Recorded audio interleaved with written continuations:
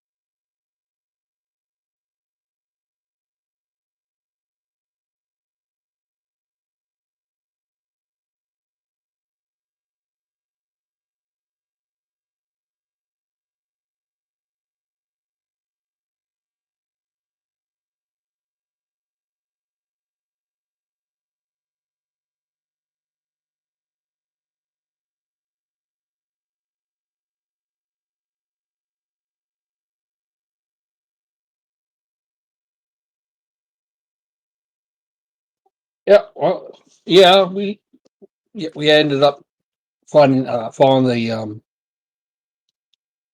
the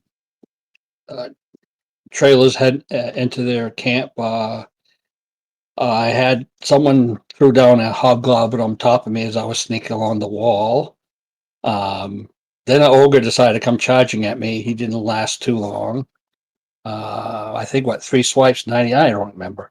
But yeah, we kind of got lucky on that one. Ogres could have been really messy. We decided to head back to the tavern with all the villages, and of course where we met our employer, correction. And at that time they were discussing something. I went outside and started standing watch with one of the other knights from Ravenbridge came out and stood watch with me. And the other one came relieve me, and I crawled back into the corner. Preacher. Well, obviously the whole battle was due to superior tactics on the behalf of the monk who laid out the battle plan, and then something happened and we totally didn't do the battle plan, but we succeeded anyway because of good improvisation. Tossed a hobgoblin down very, very suitably down to matter without saying anything. He just landed on the pike and, cut himself up basically. Man just stood there with the pike going, "It's rain in hobgoblins." Really, I should have actually said something. But yeah, so we managed to do the whole fight bit, and then I went monk Superman moon gliding. That was really interesting. I have never done that before, but it turns out there's a moon. So after that, we actually had a bit of a conundrum what to do with the poor slaves, the poor villagers. But we pushed on through the night to the nearby inn, 3.5 hours away, something. We had a very lengthy discussion, and apparently there is more work for us to be done. So we have been told to accompany them for monies, and that we will be returning to the area where the headsman's village, the small village I don't know the name of. Can't remember. Shall you?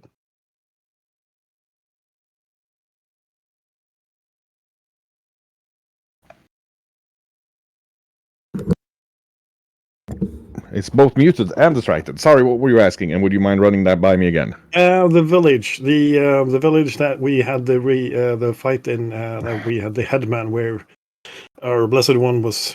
Yes, the village of Conti. Conti, yes. So we were supposed to actually go back there eventually, according to our employer. So we have a kind of a recurring thing going back in the area, which is kind of nice. But we have some internal discussions to do, and aligning of our group. But I think that Eodi is going to be pleased because we're going to go get money. Isn't that right, Eodi? Oh, I like money. Let's see. I like to think, now I've heard a couple of versions of this battle that happened. I like to think it's because of my purely amazing contribution. I walked up a tunnel, I shot a guy who was already impaled, and then I sauntered to victory. Obviously, very important contributions. And then we rescued the people, we went to the inn, the assassin tried to murder somebody. We all kind of like bunkered down because we were talking about going to Ravensbridge, where we were talking about a contract that involved like a tour of all the local villages and stuff like that, if I recall. And then let's see. I think I ended the night hugging a walking cauldron, I believe would be the best way to describe this scenario, as I have plans, things. And then I will pass it to Finbro. Yeah. Not a lot to add, really. I think Zara and Leo managed to set off the alarm and alerted the bad guys that we were trying to creep up on, which was handy. We managed to splatter the guards with a little trouble. Got very alarmed at the huge, great, stinking creatures, the ogres, creeping up on us. But Mador did something with his spear, and one of them just never appeared. And as the usual, Eodi wandered up the back after all the hard work had been done and claimed the credit. It's becoming a recurring theme. We made it back to the ethereal drum.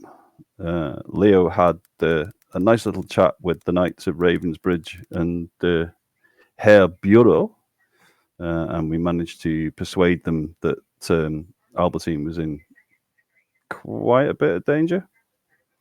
And then we discussed that we had the items that we'd found as loot appraised, and got a little reward for them. Yeah. Something of particular interest to Leo. 5 years ago, the royal family of Golden Glens was murdered and the country invaded by demons, which, it's a running thing with him. He does not like them. Apart from that, we ended up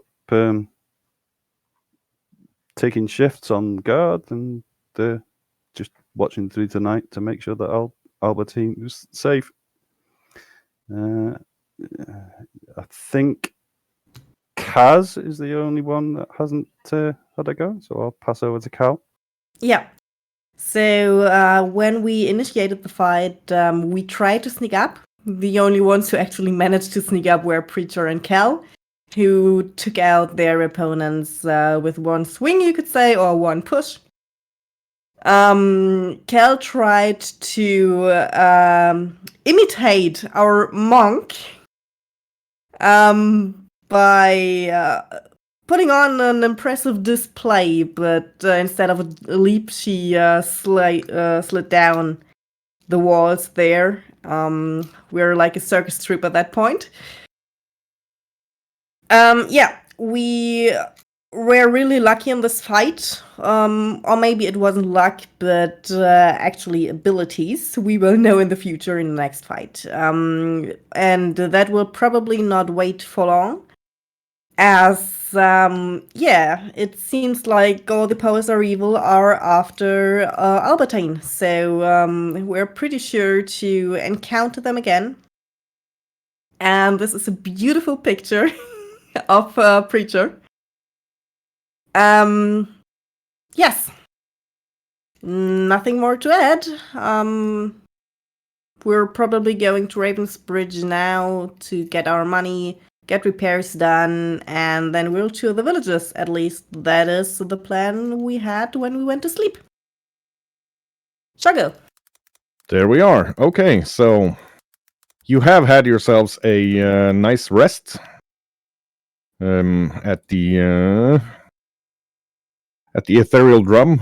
The knights have stood guard. You've had a good guard shift. Everybody's feeling better than they have in days, really. Having slept inside in the warmth, in nice beds with not royal, but the Raven Guard standing outside.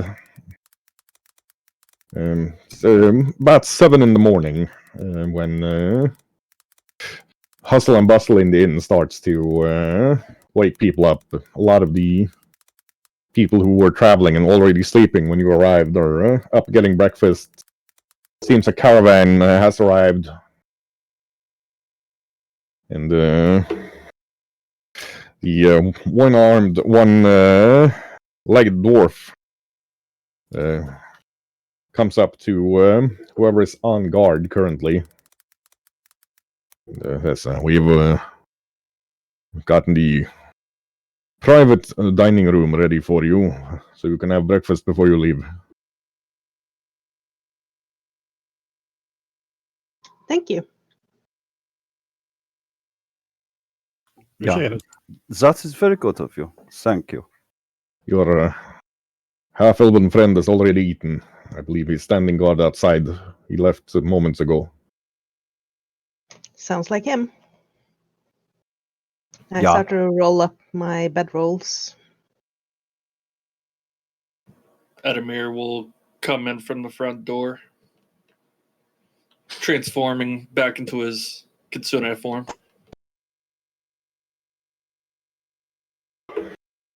Marisol, a moment. Sure. Thank you for the loan of your bedroll. It was very comfortable. Anytime. No worries. You know, if you need a bedroll, I have one and I don't use it. I have one as well, my friend. It was just that, well, Marisol was getting up for the guard, and she offered to save me on rolling my own. Ah, gotcha.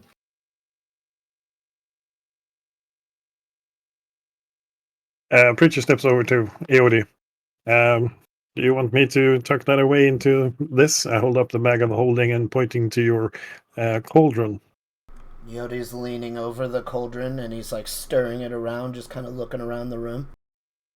Yep. No, there is no need. This cauldron has legs and it will follow us. Oh boy. How fast is it, though? It is as fast as you, fox friend. Will it keep up with Billy? Probably not. Then we should probably put it in the bag so that it won't be left behind. Are we sure that we want all of these liquids floating around in a dimension as this? No. I thought it was empty, but my mistake. If you smell, I am making a great concoction for us all. Worry not, friends. Fair enough. Is that mouse soup? I would not steal your mouses, fox friend. Also, if you would like to get in the cauldron, however, we could make great things. I'm good. No fun, I swear. Maybe next time.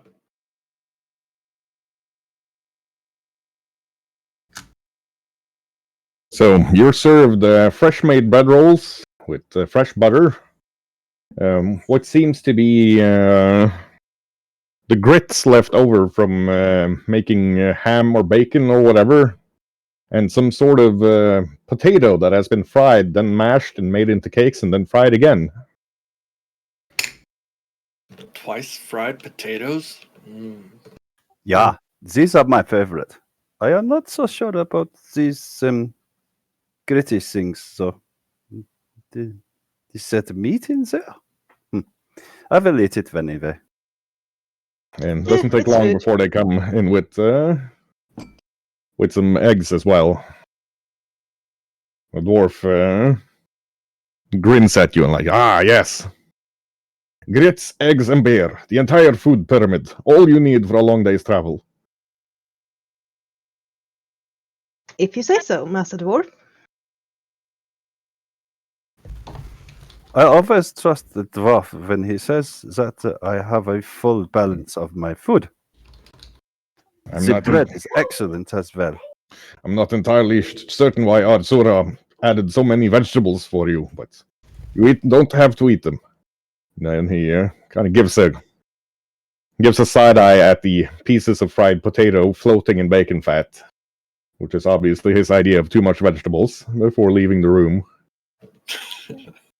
Kel was silent the whole time, but the first thing she utters today is actually to the dwarf. And it's just to whoever can speak dwarf, she just says, thank you, this looks great. And only after she has eaten a few bites, she's actually looking at all of you.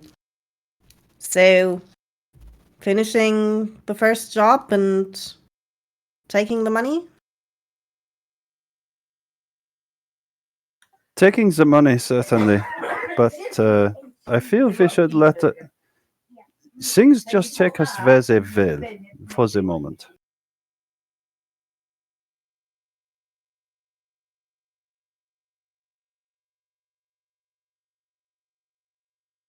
Yeah, I thought that you spend the money after getting the money. well, that is an option.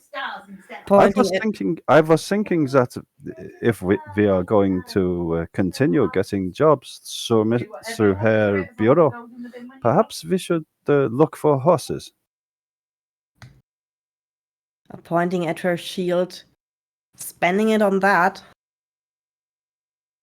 I already have a horse. And I point to Roran, my wolf.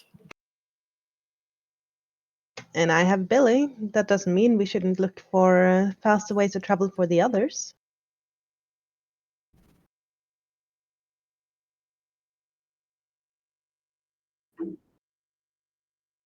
Yes, we can have Yodi pull it. What's wrong with walking? You don't have feet?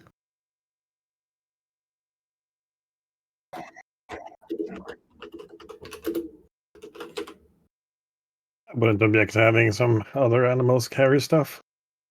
If we're going to be getting such immense amounts of loot that we have been getting. I am not carrying your stuff.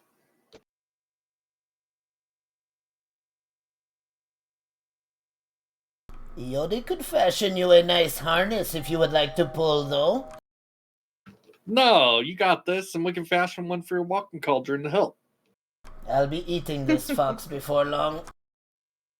If you can fashion harnesses, my friend, would you do something for Sherag so that he can carry some of Billy's load? I would not want to overload Billy.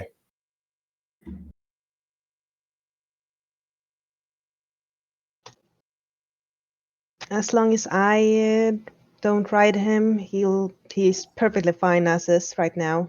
Yoda is not as heavy as I am.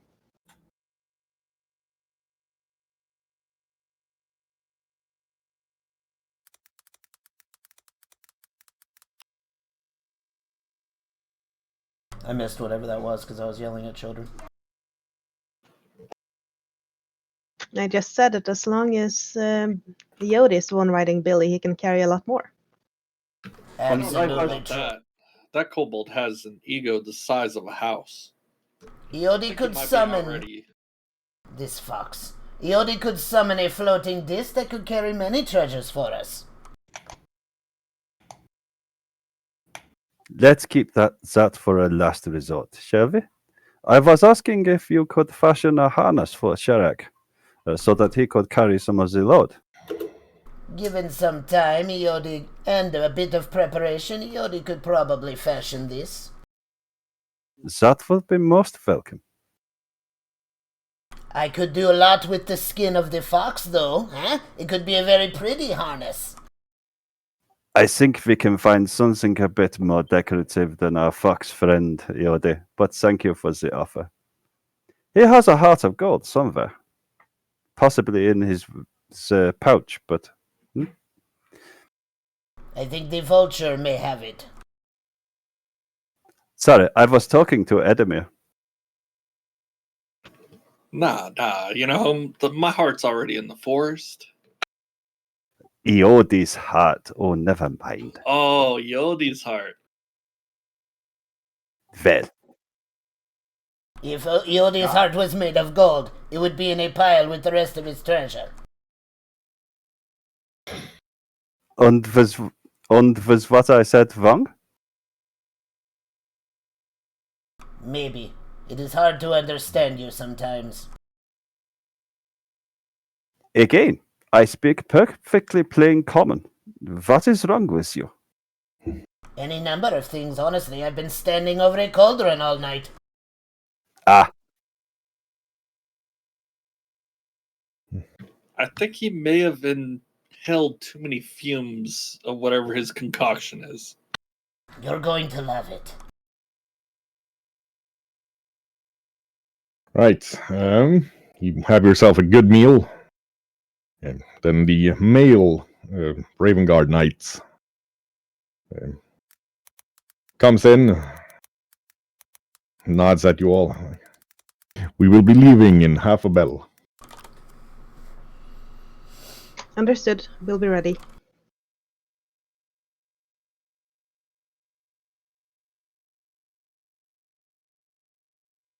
As you exit the inn, you see that both of the knights are mounted on barded steeds, wearing some sort of laminated steel armor full around. But with the sheer size of the beasts, probably half again as big as Billy, it doesn't look like it's slowing them down significantly. They've also found a riding horse for Albertine, who is sitting on it looking fairly terrified and not at all comfortable.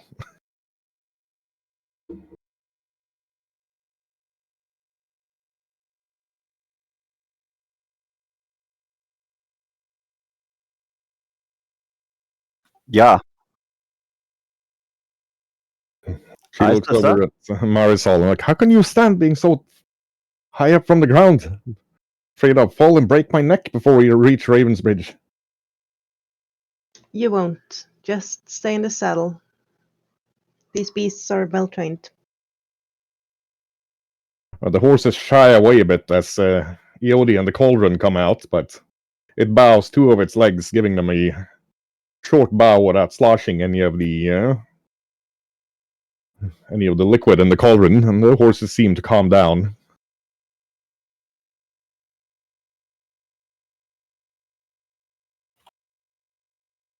Ravensbridge should be a full day of travel away. Fear not. I doubt we'll have any trouble on the road. If Don't so, say that. If they're going to be in trouble, it's going to be us happening to them. Indeed. It is part of the creed of the Raven Guard. Fear not when you are traveling on the road, because you know you are the most dangerous thing on that road.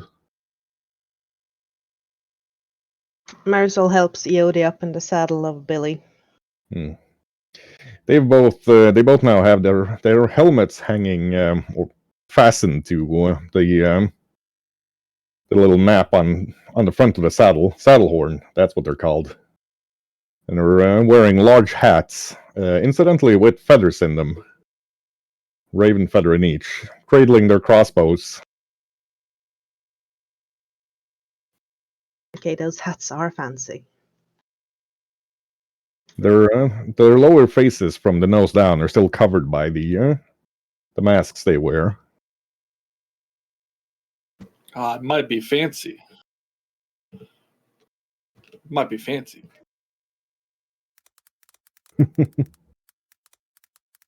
Even better. Sorry, what were you trying to say there, Redimir? It might be fancy, but not as fancy as these. And I point to my fine, high fashion clothing. That is very fancy, indeed. Are you sure it is a good idea to be wearing those to travel in? Yeah, why not? If we're stopped, and if we're stopped by bandits, then he will be the one they're going after, and the rest of us can just kill them. Yeah. Only if they see me in them. And I transform into a fox. Also, you're aware that those were women's clothes, right? I transform back. What's the difference? It's all fine. Well, you look good in a dress. In his defense, it's very hard with the high fashion from Shen Shedovar to say whether it's made for a geisha or a male samurai. Well, druids are used to dresses, so By all means, I'm not judging anyone. And he does look dashing. it does become him. Yeah. He's cuter as a fox, though.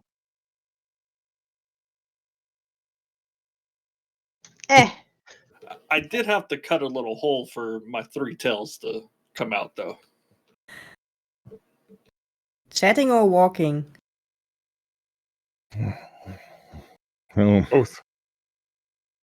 get yourself a couple of hours on the road, just chatting amongst yourself. You learn that the two knights, male one's named Berengar, and the female one is named Loyekun.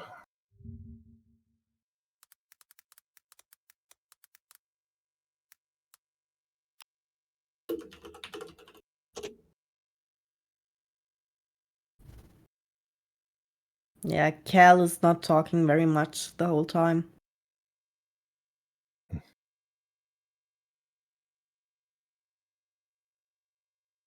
Leaving it to the others to keep the conversation running. The male one looks over at Marisol, who's riding, I assume, and as such at the same height. Sitting in front of Iodi on the horse, yeah. He looks, well, your band of mercenaries seem to have made a name for yourselves in the region. Once we deliver our report to the Grand Master, you may find yourselves in the employ of Ravensbridge before you know it. Tell me, what is the name of your band? We haven't agreed on one yet. We are still a bit uncertain what we should call ourselves. It's been fighting about it. Ah, yes. This can happen when there is no noble around to take leadership. Absolutely. Leo just puts his head down. You seem like a how to say it? Among mercenary bands in Nosans, you would be a pear in a basket of apples.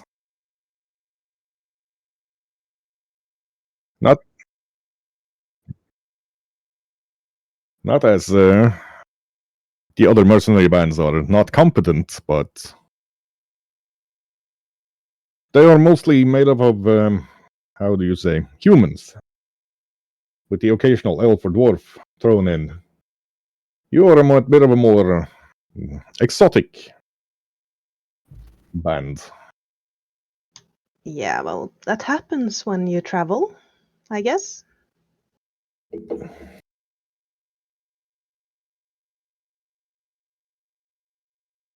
Well, it hasn't happened to them, but I see your point.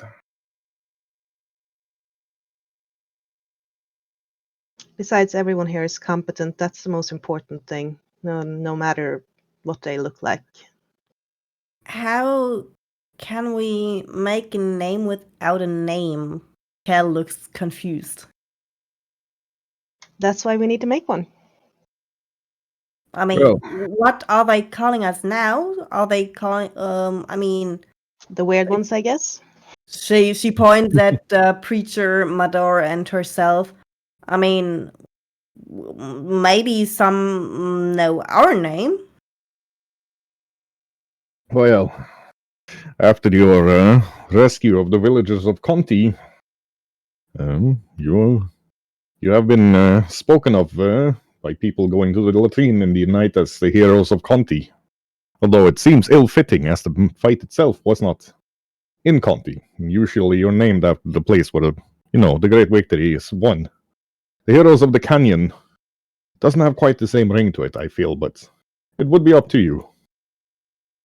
Yeah, we'll have an answer for you before we reach the city. Well,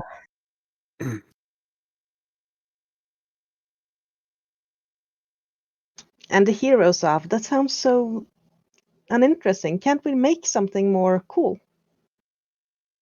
Be not afraid of growing slowly. Be afraid only of standing still. Preacher, too long. you Well, do have that was one no of name.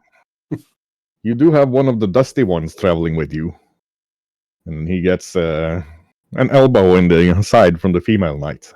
I mean, one of the undying ones traveling with you. Thank you. My apologies. The name seems to have stuck, as many of your kind were gathering dust standing in hallways before your awakening. That is true. Although my memory is not what it once was. Long millennia of inaction has left me somewhat fragmented in memory. I have a few names of old that echoes around, but they are pointless now. That anybody will remember them or my deeds in that time. And my skills are, well, not what they once was. So I've been awake for about 5 years, and that's the sum total of my experience that I can call upon at this time. I hope to pick together more eventually, but I do appreciate the respect. Should you visit Cractes Chevalier, you should seek out Grimaldus if you have the chance. For he is of your kind and seems to remember a lot. I will. I will see if he remembers the bronze man. I have not seen him myself, but everybody knows about him after he became the king's champion. Seems he was a general in one of your armies back in the forgotten times. Mm. That is entirely possible. I do not remember the being itself, but then again, whether it was before he became what he is now, or as in his time as such, it is a long time ago. So it's hard to remember this, but I hope so. Like I said, I will figure more out eventually. I know not. I know he's said to be a gregarious sort. Always with a good story or a joke to tell. And he did slay 2 lances of rogue knights single-handedly. That is very Impressive. impressive. Well, we were made for combat, most of us, or other purposes, but combat was our main purpose, so I'm not surprised if he retains his skill of the ages, if he is that good. But he obviously remembers more than me. Well, you do not become the king's champion without, allegedly at least, being the greatest fighter in the land. Well, preacher, maybe he can help you retain and regain some of that memory you have lost. I hope so. I have done my best in meditation to try and find clues to what I've lost, but it's not come to me yet. So maybe if I find somebody else of my kind, we can piece together some more of the puzzle. There's a good goal for you. Indeed, I am uncertain about it. I kind of like seeing the world anew, if you know what I mean. Well, the odds of you meeting him in there are low. There has been a lot of friction between the noble houses and the duchies and marches and counties lately. I believe Grimaldus is being kept busy by the king, being sent to advise lords to stop fighting each other one way or the other. Our Grandmaster Adelhard has met him, and he did not fancy his chances in a duel. And Grandmaster Adelhard does not wear the scales of Oxbiter for no reason. He was the one who slayed the dragon.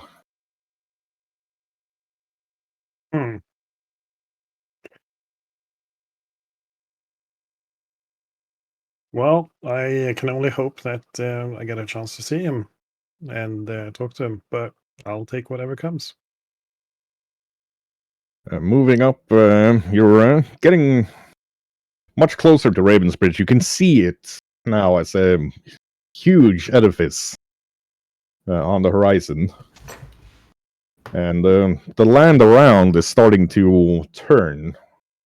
On the sides of the road, it's mostly bog currently, and the smell is, well, that of rotting organic matter and gas buildup. Although faint, as if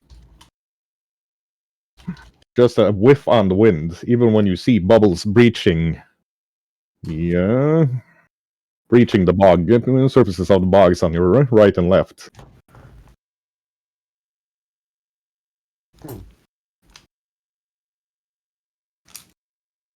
The female knight speaks up. Yes, if you haven't been here before, looks at Albertine. The Raven's Bridge is built on the remains of one of the great bridges from the First Empire. Its magic still keeps the connected roads free of the bogs, where many monsters and other unpleasant creatures dwell. They never travel up onto the road or inside of the protection from the Great Bridge. But it is why we wear these masks. We often have to travel out into the bogs to chase down bandits or other monsters that are terrifying enough that they stop trade. Do not worry. You will be well trained before you ever leave the city. The Raven's Bridge itself is built, well, on the Great Bridge, in several layers. As you can see in front of us, and you can see the land turning green, and a sort of a very clear-cut circle stretching a couple of kilometers at a guess out from the city itself. There is farmland around the Ravensbridge itself, and truly 9 out of 10 in this region of Nausans live in this area where the garrison of Ravensbridge can keep them safe. The rest of the city is built on the bridge and goes higher and higher. You can see we are coming up on the great wall of the bridge itself. The garrison and entertainment quarter is the lowest level of the bridge. Everybody has to pass through it to be able to get up. Then we have the trade porter, which you will probably want to visit when you have the time. Over that is the Traveler's Quarter. And then the Merchant's Quarter, and on top, of course, where you see the huge honking castle, is the Noble's Quarter. Where the great lords of Ravensbridge can watch down upon their people and keep their hand protectively over them. Not if you're an orphanage. Why, Master Warrior, who do you think funds the orphanage?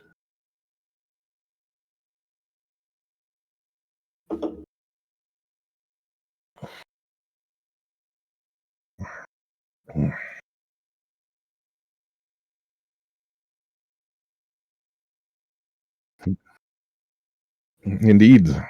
Sisters of Mercy. The Lord and Lady of Ravensbridge are devout followers of Geb, and fund all the city's orphanages with their own coin, leaving the temples free to tend to, well, the religious duties and spirit of the people, in addition to any homeless or others who cannot get food for themselves. Do they actually inspect the orphanage?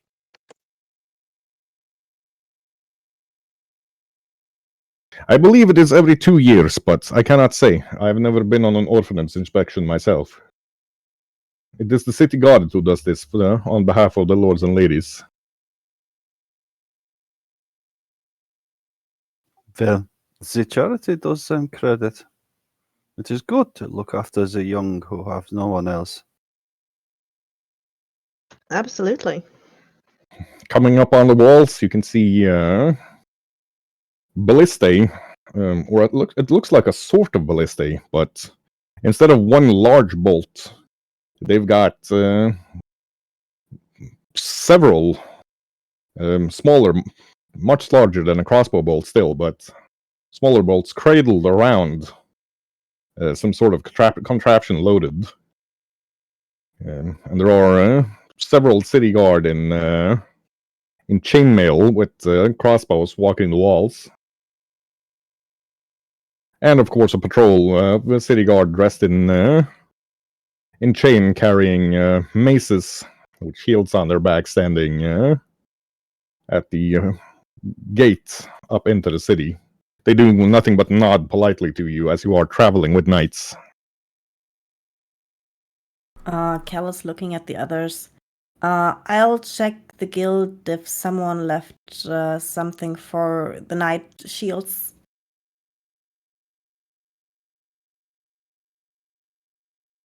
Wait until we follow the knights where we're going. The female knight looks and turns back. Yes, the Grandmaster will want to interview all of you about the events you've learned. We sent a raven last night. He's waiting for us at, well, a popular tavern where there is a private room. Riding upwards, it's weird to be in a city that is constantly curving upwards. The street is not flat. A lot of establishments have made or built up flat areas for horses, or just have chairs and tables outside, or wandering booths. But if you were to drop your helmet at the top of Ravensbridge and it started bouncing, your odds of ever seeing it again would be not fantastic. Except maybe if somebody with a broken nose came up to collect their dues. Also, on several of the roofs, you can see more of those ballistae-looking contraptions and people with crossbows. Looking upwards and outwards, not paying what's happening in the streets any mind at all. I have to say they're very alert for just a normal day. Yes, we have learned in Ravensbridge, attacking us from the ground is, well, the captain of the guard calls it impossible. I would say it's very difficult, but any enemy on foot would have to march through noxious bogs full of poisonous creatures. But there are aerial pests, wyverns, manticores, harpies, a dragon once or twice in the last century that believe that our vigilance is only directed towards the ground. Those ballistae there, they fire, the central cylinder fires a net, and then several little bolts to make it easier to hit something in flight. Would I know about any particular type of dragon that frequents the area? Your guess from the surrounding area, being mostly bog and marsh and that sort of thing, would be that at least any local dragons would be black dragons. That's their preferred hunting on living territory.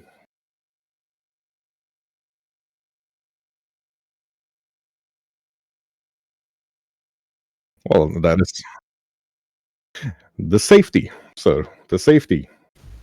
Ravensbridge has not been attacked by large hordes of orcs, enemy armies from other lords, or anything of substantial numbers, except for Oxbiter 15 years ago. For a very long time. The peasants are fairly safe, even if we didn't patrol the grounds at the base of the bridge, which we do, as the magic keeps most monsters from crossing the threshold, leaving bandits and the occasional orc foray to deal with. In short, Ravensbridge has an extremely ideal defensive position. The bogs also provide a lot of things for herbalists and alchemists and others of a more esoteric knowledge base if they dare brave the bogs to gather them.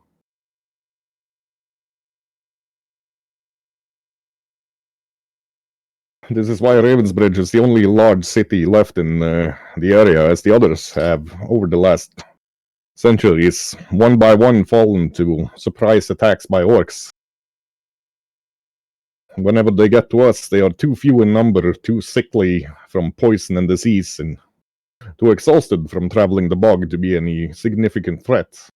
It doesn't stop them from trying, but our sentries here can see them maybe half a day before they arrive for us. Yeah, it is a very defensible position. I wonder, do you have any problems projecting force beyond the area, though? Well, in theory, if you manage to block the knights from leaving Ravensbridge, we wouldn't be able to patrol our part of Nassans. However, to be able to do that, you would have to gather a force strong enough to keep the garrison of Ravensbridge and the Knights of the Raven Guard from leaving the city in the first place. Yeah, you would basically have to surround the bog. Well, we knights, we can travel the bog safely enough. It's part of our duties. For the garrison, bringing them out into the bog, I would expect 6 in 10 to perish to poison or gas before we reached our destination. So, in theory, blocking the road, just the road that's protected by the ancient magics, would be enough. But if anybody brings enough force to do that, we would not be leaving Ravensbridge undefended anyway. We would have to send ravens to the Duke of, the Lord of Nassans to get help as is. It has not proven to be a problem, but it is a theoretical possibility that would be interesting in itself. Yeah, I would certainly be looking for other opportunities if someone asked me to do it. However, I believe if anybody gathered a force that powerful in this area of Nassans, Marquis Cavalier would not ignore it, and well, if the Cavaliers of Nassans One of the very few knightly orders we recognize as superior to our own were to arrive. The problem would be solved within a fortnight.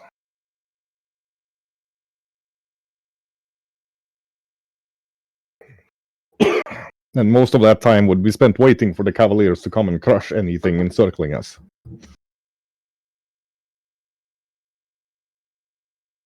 There we are. Look at a large 4-story brick building with a on the sign there's an angelic being, it looks like, with a halo of fire and huge white wings, wearing a nightcap and a nightgown, and going to bed.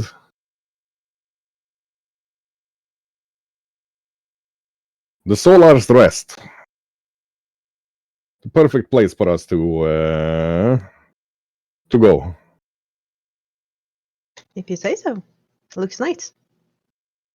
Yeah. The emblem is unusual. I cannot say much, sir. It's they have the lords and ladies permission to use it. That's really all I need to know. Of course.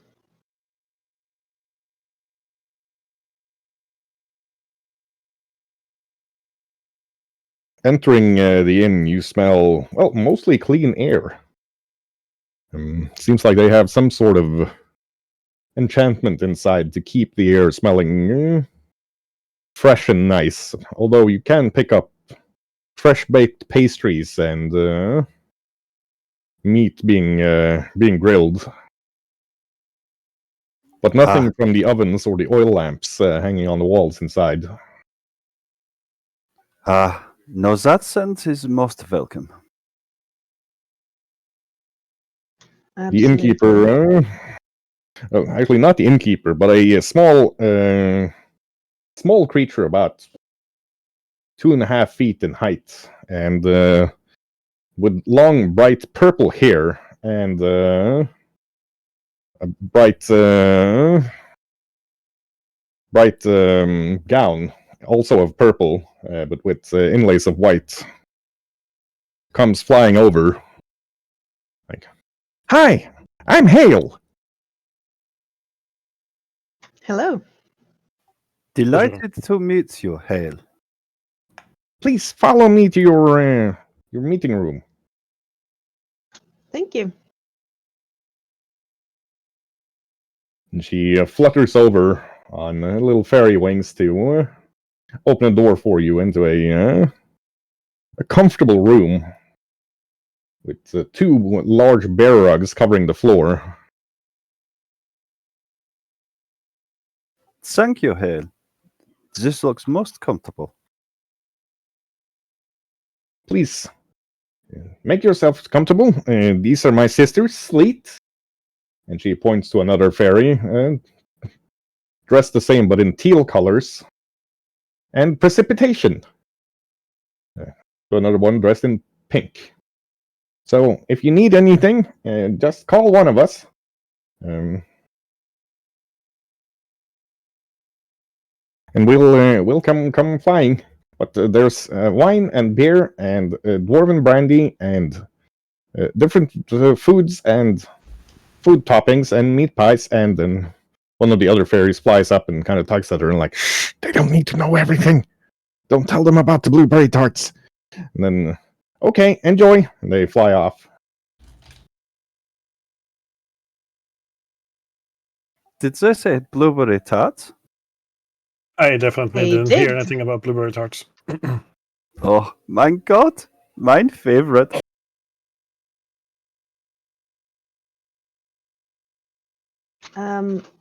So we need a name before the captain shows up. Yeah.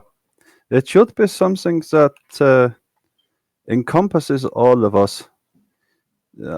Cal, your mother and preacher, you were calling yourselves the Night Shields, were you not? Yeah. Well, They said we were a thorn in the side of those we have crossed. What about the night thorns? The night thorns? Yeah, I can live with that. Yodi thinks it should be Billy's elite. I could probably also live with that.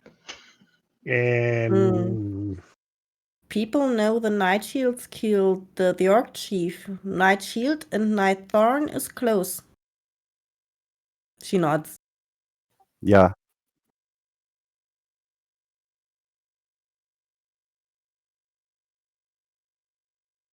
Well, there is that. But I was remembering some of the stories of odds that I have been told, and the night thorns. It rings to me like one of the orders dedicated to seeking out the undead and the unnatural. Things that terrify people, and I think we should stand up for the people around us and make them safe. Yeah. And we know heroes. Hero is someone like, well, our king, King Evrak. I do not think we are heroes. Heroes do not tend to get paid, but we must stand for something. Besides, night sounds like night. We sleep at night, though. We do not adventure at night. Neither are we thorny. I have horns. Sleep at night. But we are a thorn into the bandit's side every time we've met him so far. Yeah, there we go. We will slay them with puns. Besides, I think Sir Eode is a very suitable name.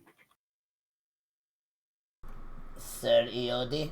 Eodi is already a hero. He needs no title. Well, if you wish, I think one day it might suit you. Although a So, title Yodi, that would come with lands and gold, probably. One day, Eodi's gold will cover this entire land, and it will all be his anyways. He And is then you going. He's going to hit his head soon. And then I will crash through the roof, and I will sleep upon this entire place. Just so long you do not squash us with your coils. I cannot squash you. You are the followers of Eodi. I cannot do this to you. I'm sorry, but I am no follower of Eodi. You can ride in front. That is fine. Neither am I. I'm not following you. Yeah, it lacks something as a name for our group. I still prefer the Night Sons. All those in favor say aye. I Aye. Aye. Yep. Simply nods. That is 6.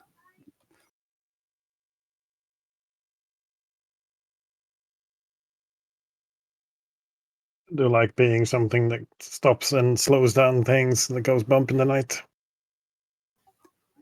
That is also a consideration, preacher. I like this thought that we stop things from harming others.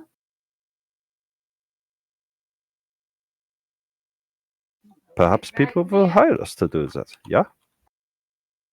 Well, we're getting paid for it, aren't we? So far, Oh, I think they will pay us for it. You have heard already. We are getting a reputation. We simply have to have the name so that people remember our group. Kinda says something about all the other mercenaries around here, though. We did a single job, and we have a name for ourselves. That is not good. Fair words don't fill my belly, so It's very good news because that means that we're actually doing shit and they're not. we don't know what they are talking.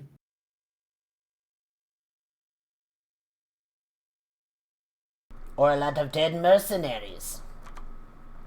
Either is good for us.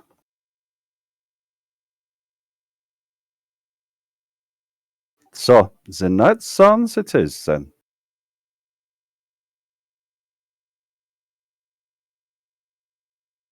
Matora, Yeah. are you okay?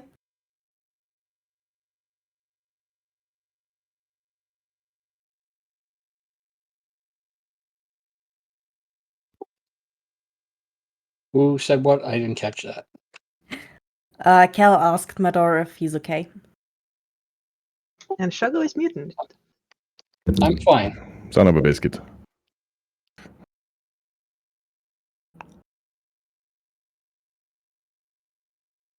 So, Cal, you wanted to go to the Mercenaries Guild anyway? We can register a change of group name at the same time. Okay.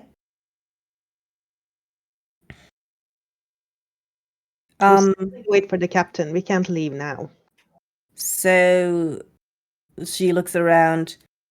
They probably want the leader. So whose name?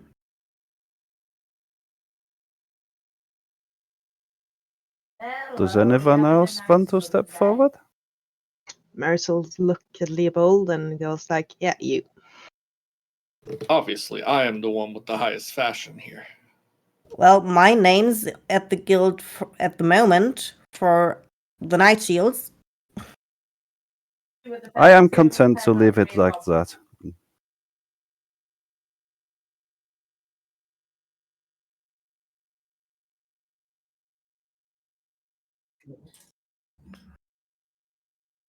And no offense, Cal, but I don't see you as leader.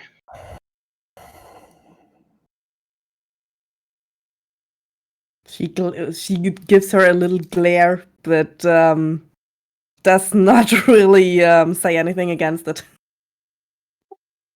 Put a hand on Cal's shoulder. Just relax.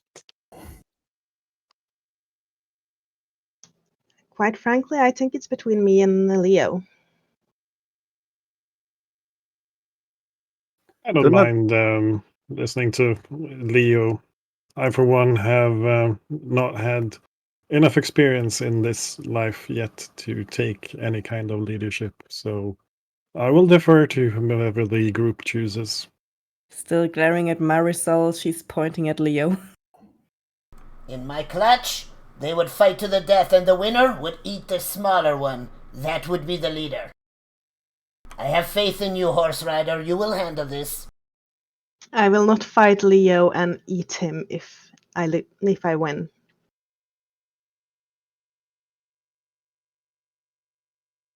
I'll bet he's crunchy. I don't think he's very crunchy. Look at all the pointy bits. He is very crunchy. The So, pointy Leo. bits are sticking, people. Yeah, Marisol. What do you say? I do not object to being leader. You? I do not object to you being leader. Well, if no one else wants to step forward, then I will be leader. And God help us all. They just want a name.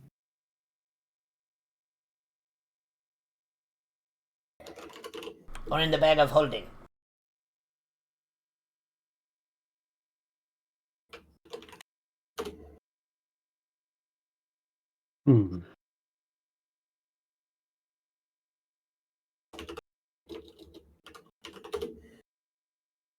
It is time for blueberry tarts, I think. And Iodi starts looking around for fairies.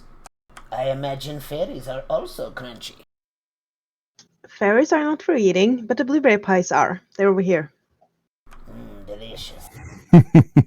There are several blueberry tarts set out. Indeed, and they taste fantastic. Takes a moment. You got the time to eat and drink a bit before the door opens and a dark-skinned lady with long chestnut hair in braids hanging down over her white and blue armor enters. Puts a maul great two-handed hammer by the door and bows to you all. Hello. My name is Severin Alari of the Chapel of the Raven God. I've been asked to greet you. Sadly, the Grand Master and the Raven Guard are currently out from the city. It seems some draconic threat has arisen in our part of Nosans, and they had left this morning to deal with it. Ah, yes, we do have our own draconic threat, pointing towards the Yodi. Ah, yes. I do not believe it is this gentleman, but I could be wrong. He does seem fierce. I highly doubt it, Zephyr. The Eode is with us. And it's been with us the whole time. Well, in that case, it is good that the order has not gone to hunt this gentleman if he's at our doorstep.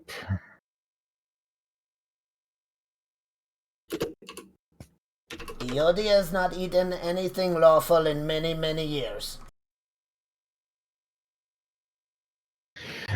So, if you please, I would like to hear of your adventures.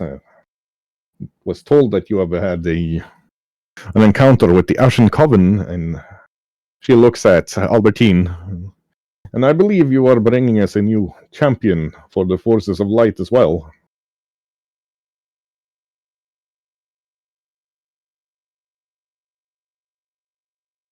Albertine just kind of nods at her and blushes. Yeah, Severin. Well, we were hired by here bureau to hunt some bandits. We found the bandits, returned the goods that they had stolen, and then we were scouting the local area after a witch that escaped us when we found Madame Albertine in some distress. We freed her from her captors, and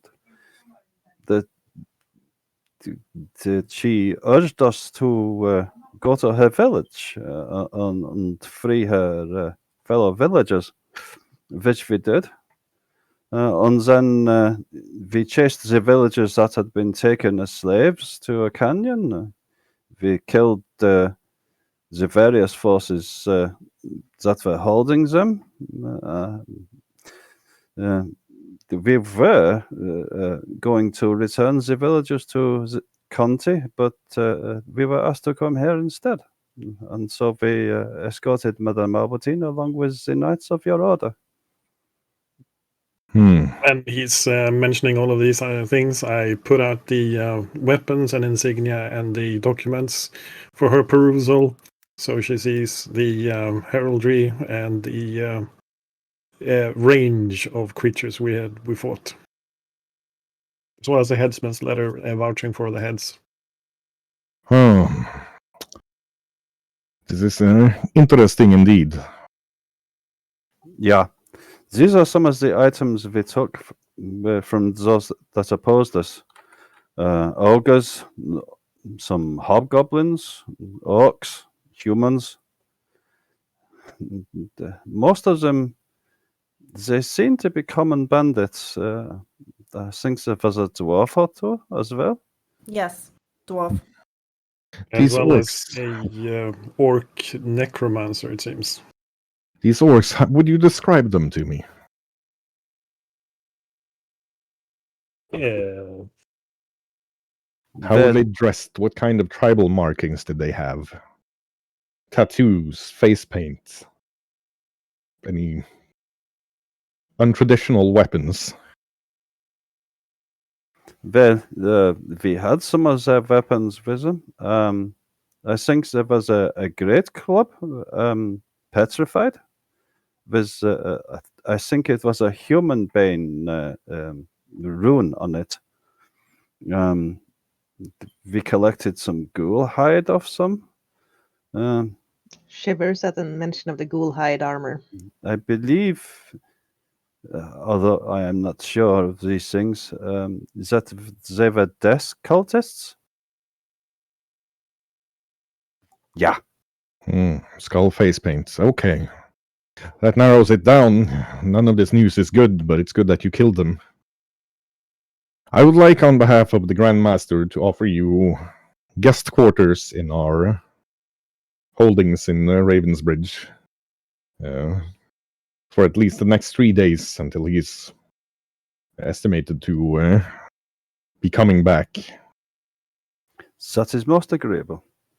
I do not know if this is important, but when the knights met us at the Ethereal Drum, there was mention of the Ashen Coven, and we found an assassin, a doppelganger, who was, well, they seem to be hunting young Albertine. Not unknown that the forces of evil should chase a burgeoning champion of good, but a doppelganger, it seems they must have known about her before we did.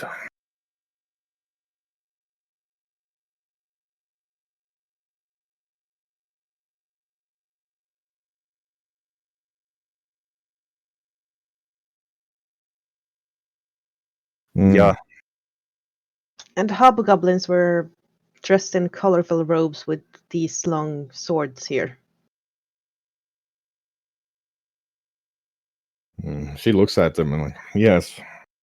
That seems to be a raiding party from out of Shinshedouar, not uncommon for this time of year. Also, this armor, she points at the. Did we still have the splint mail, or did he take that as well? She describes the crest that was on the splint mail. I believe you do have it in your bag of holding as well. Here. Ah, yes. You can see this as the armor of a disgraced samurai. It's what the Shenshedouarian call their knights. You can see how the family and clan symbols have been scoured away. It might be just a rogue knight from them with his band of retainers, or it might just be a secondary set of armor to be used while raiding into Golden Glens before he changes back into his regular armor later, so they can deny any of their houses doing this. Well, at least none of them are coming home to do that. Yeah. I surmise then that it would be acceptable for a comrade to use it, yeah?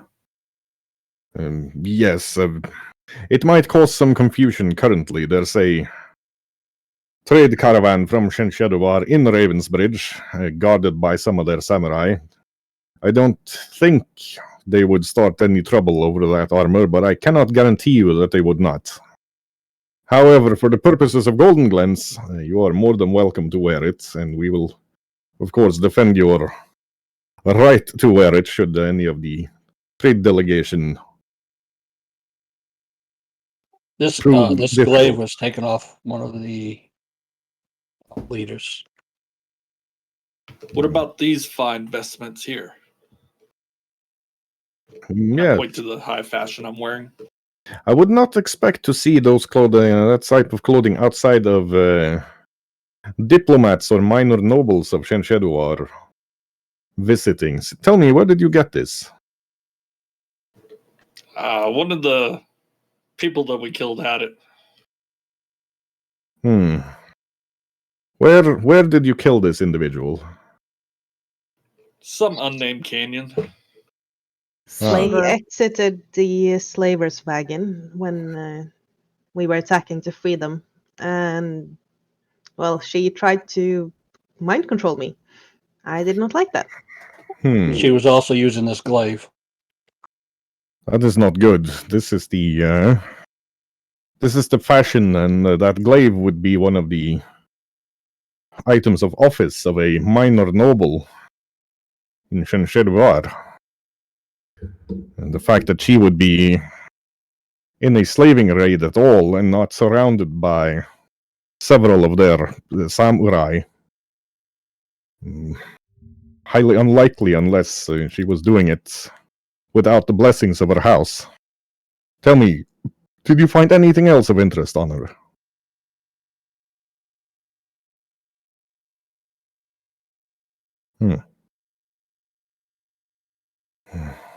She was, yeah, she was wearing these cords and carrying these knots with her.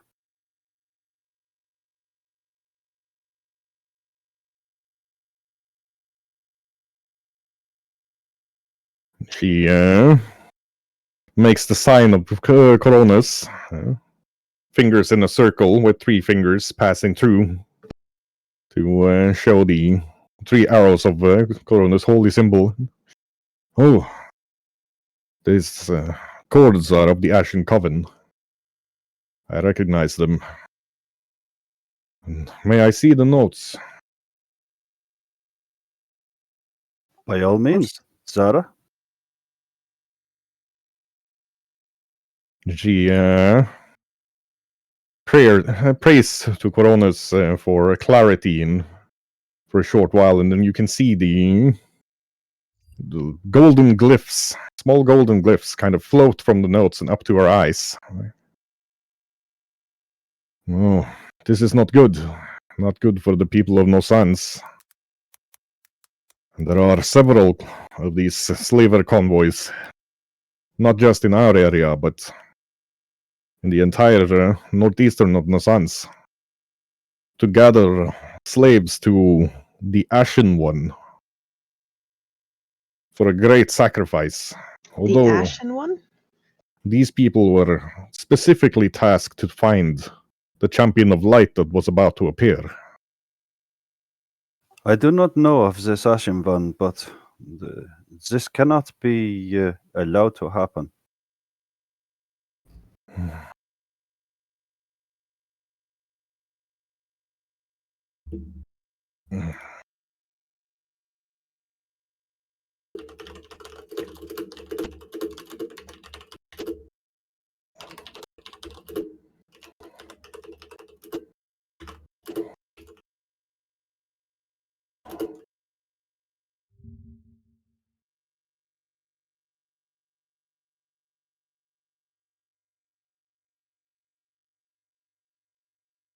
The Ashen One, allegedly, according to the Ashen Coven, is a great and powerful lich from the First Empire that only needs to be let out of his prison in the cauldron to reign over the world as its undead master.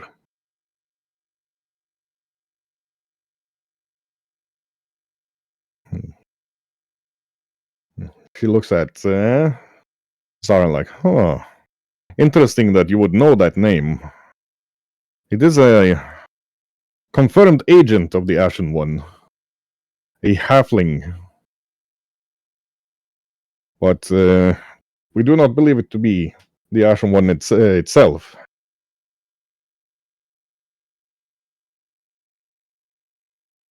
However, the evening draws near. Unless you have any other questions that cannot wait until tomorrow, I do have a man outside ready to pay you what you're owed, so that you may do any shopping you wish before you come to our citadel to rest safely.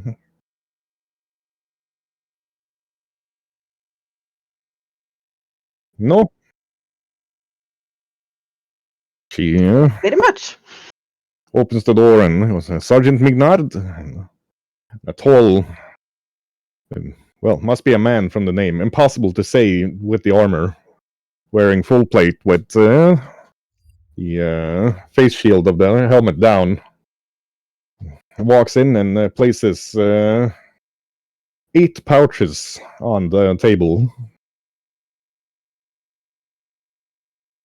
No, after the report from the knights and the estimate of what we owed you, in addition to the bounty for bringing one of the champions of light to us, we have found that 35 pieces of gold should suffice. Marisol whistles.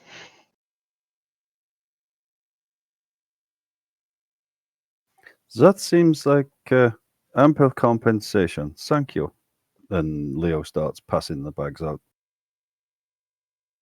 Fear not. If the Grandmaster agrees with my assessment of the situation, you may be hired on to do more work for us. That, of course, would be up to you. The offer of resting in the keep, I will admit, is a slightly selfish one. This young lady is about to enter a very challenging phase of her life with training to be a champion, and it would be good for her to have a few more days with familiar faces around her before she is submitted to our drill instructors. We would be course. glad to keep Aberdeen company. Excellent. You should have another 2 hours before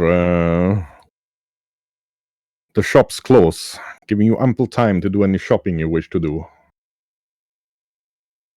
And our luggage, my horse, Yeah. will he be just taken up to the keep for now? Sergeant McNard and his squires can transport anything you wish up to your rooms. Thank you. Everything that's on Billy, basically. One question. Yes, sir. Is the King's champion in town? He is not, although he is scheduled to be here in 3 weeks, should nothing else arise. Thank you. I think that my comrade would very much like to meet with the King's champion. And as you can see, he is a like creature and would like to discover some of what memories he has lost. Well, I believe Champion Grimaldus, if nothing else should arise, should be here towards the mid of next month. Let us hope. Thank you. And on that note, we're going to take a short break so people can get coffee, bio, smokes, and shopping done before we get back. So this is the time to walk the dog and get popcorn.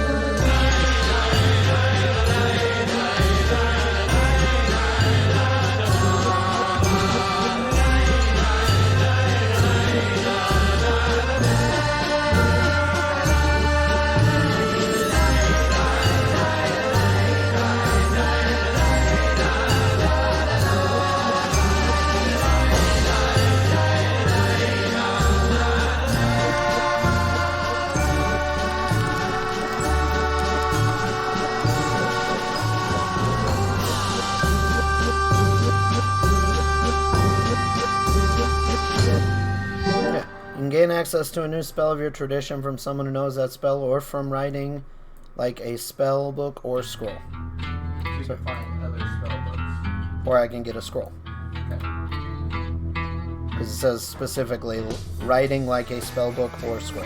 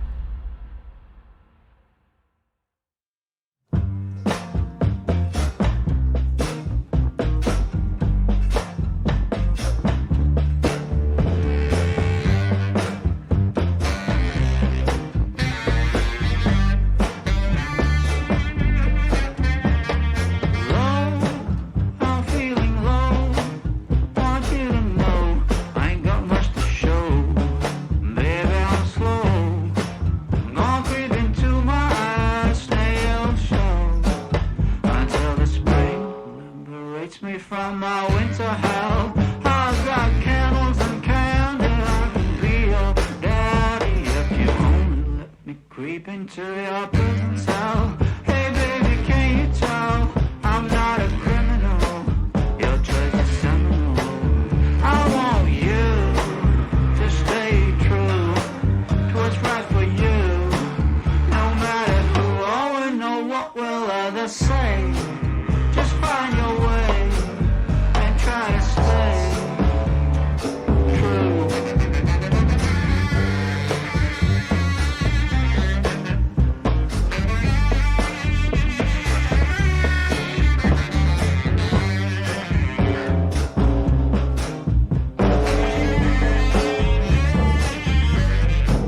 Just speak low, stand in your row. Try not to show this life's a show. Try not to glow. Way down below, it's a lot of woe. And that's not a place where you would like to go. I've got cigarettes and brandy, which could come in handy if you just help me loosen up my hand grenades fuse. Baby, don't refuse my truth, but it's up to you now to choose. I want you to stay true to what's right for you. No matter who or know what will others say. Just find your way and try to stay true.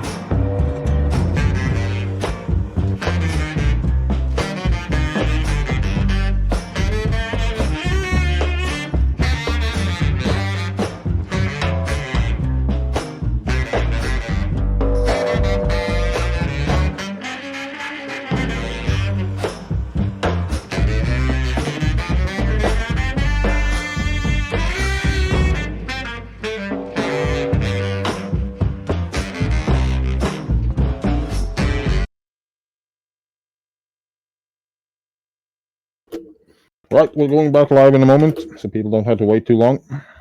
No, you're live now, bro. Perfect. My gob full of popcorn. Excellent. Cal is looking at the chunk of mithril she has in her hand. Could exchange that for a sturdy shield.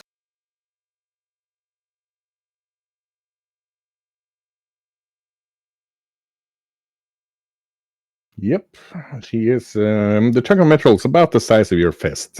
So, if you were to get something forged from it, think small one-handed weapon type thing.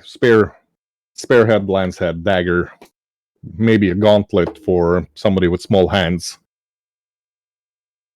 But mithril, as you are well aware, is being a miner. You know, mithril is super rare and incredibly expensive, but never having actually traded it, just prayed and hoped to one day hit a vein of mithril.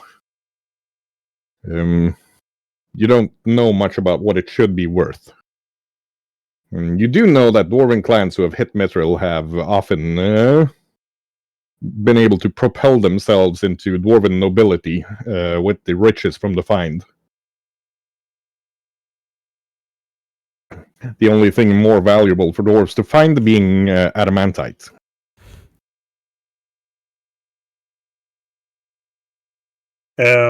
Question to GM. Yes. What is it actually useful for? I mean, is it something that is termed to damage or something? When it comes to weapons made of mithril, they're lighter and they go through a couple of different damage resistances. Some things need mithril itself to go through the damage resistance, but mithril also counts as silver for going through anything that needs silver for damage resistance. Really handy stuff, that. When it comes to armor, it's lighter, stronger. Think Frodo's armor from Lord of the Rings, which canonically is mithril. Yep. But of course, you.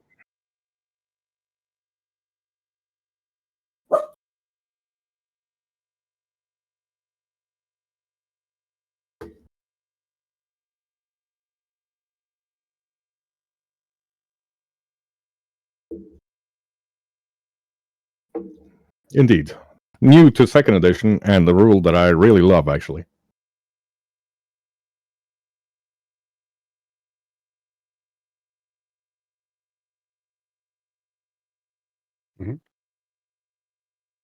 Well, you see her sitting there with this chunk in hand, looking deep in thought.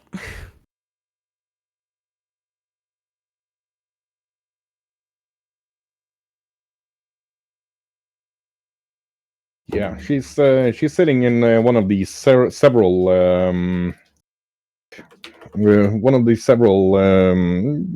not taverns, not inns, not pubs. A fairly new notion in Golden Glens, imported from Borgongan to the east, known as a cafe, where they actually serve mostly non-alcoholic things and small snacks. It's recently become fashion in most of the cities of Golden Glens to have at least one cafe, although not every cafe owner in Golden Glens has picked up on it, and you know at least one dwarven cafe in Caractère Chevalier that has specialized in the strongest spirits that they can find. It seems, however, to be a hit with dwarves, no matter if it's fitting the original premise or not. With the city guard, not so much. But yeah, it is getting close to the 12th bell. You have maybe half an hour left before the shops close. The sun has gone down, but Ravensbridge itself is lit by lamps and torches. Mostly lamps, it seems. Ravensbridge having a lot of just tall metallic poles with glowing orbs of light. Magic left over from the First Empire that still hasn't winked out. Bathing Ravensbridge in a warm orange glow.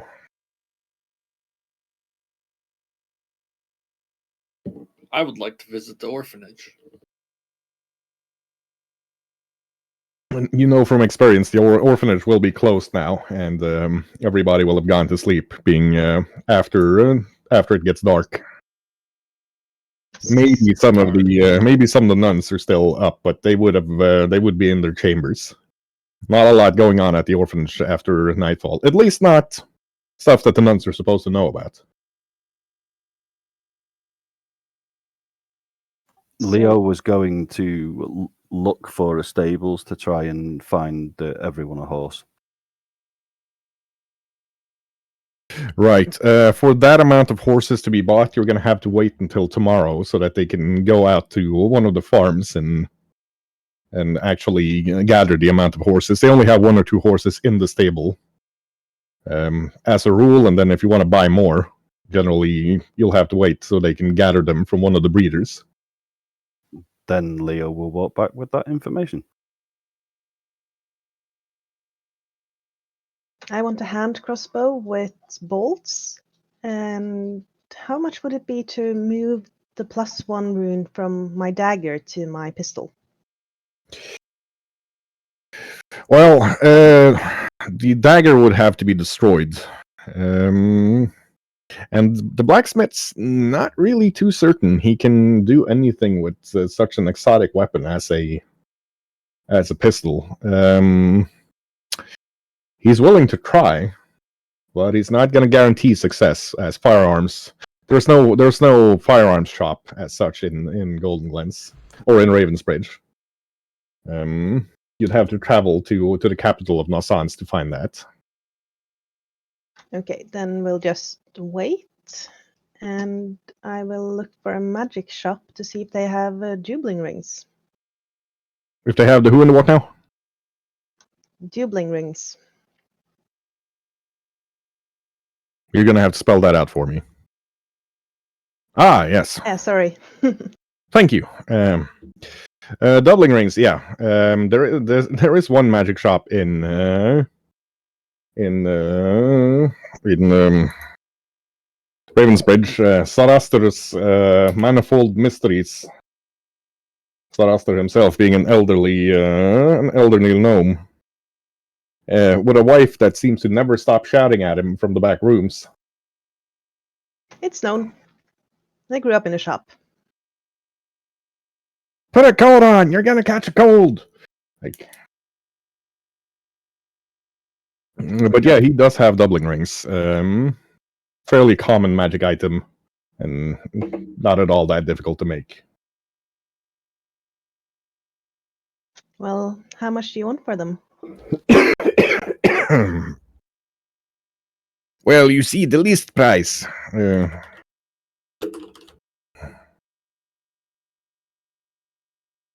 Is give me a charisma check.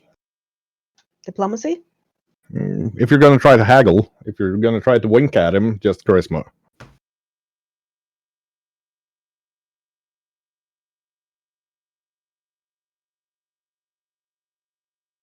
Well, the list price is quite high, but for you, I will give you a small discount. It breaks my heart. It breaks my business, but you did save the people of Conti. I will sell it to you for 48 gold pieces.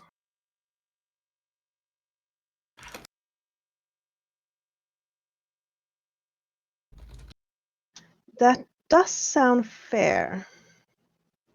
All right, you have a deal. Very well. He takes out a pair of beautifully made, very intricate rings, enameled in the black and blue of Ravensbridge.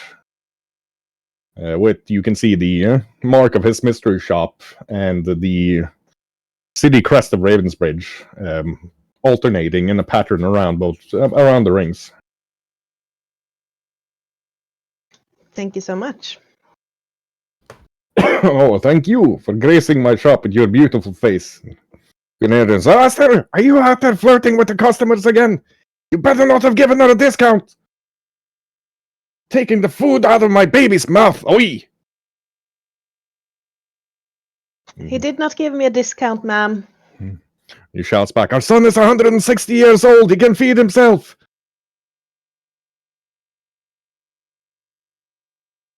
Thank you. And I pay and leave.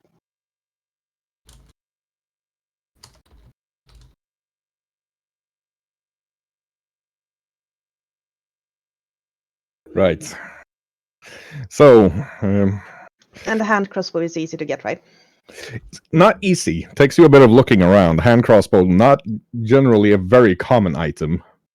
But one of the shops that prides itself on making the crossbows for the Raven Guard has a blacksmith, or not a blacksmith. I have no idea what somebody called making crossbows would actually be called. I'm sure they had a name for it. But they do have a crossbow maker that fiddles in making hand crossbows more as a hobby, just to show that he can than anything else. And he sells you a fine one. Also with the city crest of Ravensbridge onto it. Yeah, Fletcher would be for, or Bowyer would be for bows. I have no idea what crossbows, so I don't think, historically, I don't think they were allowed into the Bowyer's Guild, at least not in the start, but we can get back to that for another time. We'll have an answer for our viewers at the start of the next session. Thank you, Quinn. There we are. An arbalist. Yeah, there we go. We have had an answer right now. As usual, Quinn delivering way more than asked for. The only item Preacher goes for is 2 regular nets. It's a basic adventuring gear, basically for entangling people. Yeah, nets are not hard to get here. A lot of people use nets going out into the bogs and swamps to catch all sorts of things that pay well for alchemists. Mm-hmm. When Cal is at the blacksmith to get her shield repaired, she's also asking for some tools that she can take with her to make simple repairs on the route. Ooh, yes. You want... Artisan's tools, yeah. Yes, we can sell you that. Indeed. You'll have to pick them up tomorrow. We don't have a set ready to go, but working overnight, it'll be easy enough to craft the few little things that aren't done yet. Thank you. I'm also interested in half plate. Half plate for you, madame. I believe we have something that would fit you. off the rack, so to speak. Our apprentices make plate armor to get to qualify for their journeyman status, and the master smith will vouch for the quality of every item. Can you mark it with this? And she is showing the old symbol from the night shields. She's shoving that over, or this, and she's also pointing at the strong axe insignia on her axe. Yes. Traditionally, I believe this first one is your unit symbol. Yes.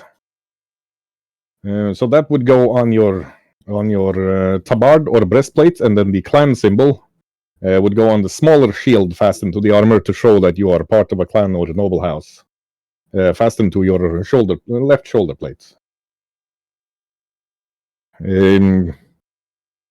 Well, give us 1 hour, and then you can pick it up. But you'll have to leave those 2 drawings here for us. Any specific colors you want? No. Very well.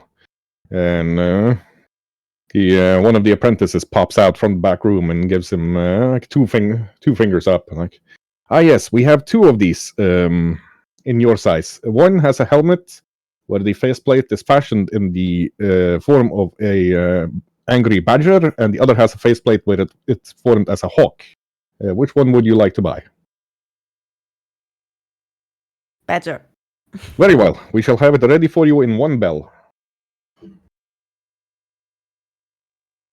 And This is early enough in the evening that she'll be able to pick it up before the shop closes. And while she leaves, she's mumbling, "Who would take a flying animal?"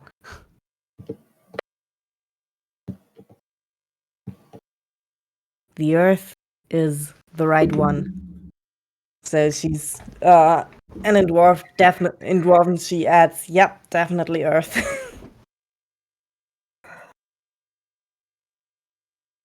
Excellent. They are willing to pay 25 silver if you want to trade in the hide armor.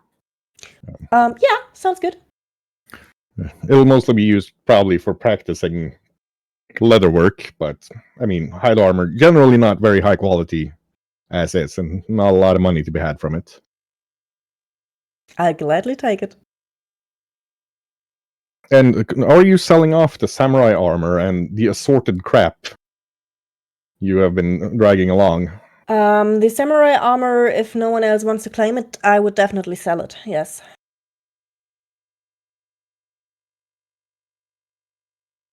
So your junk, discarded armors, weapons, and that sort of thing. Not super great prices for weapons and armor from Shen Shedowar in Golden Glens, as they mostly come from raiders. And, well, the Shen Shedowarians, if they want a curved sword, Golden Glens Knights or warriors, if they want a curved sword, they'll get a saber, not a katana. But you still manage to get 17 gold and 5 silver from selling the lot.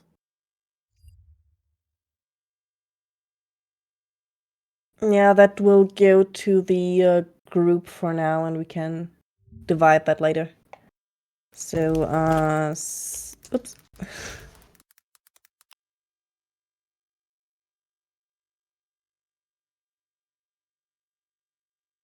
Right. Anybody else have any scenes they want to do before you go to the fortress? Just the one. I wish to inquire where I can find boots of bounding or similar medical items. You would have to go to Saraster's Manifold Mysteries to he's the local licensed wizard. Oh, well, then I do that and inquire to the cost of such an item.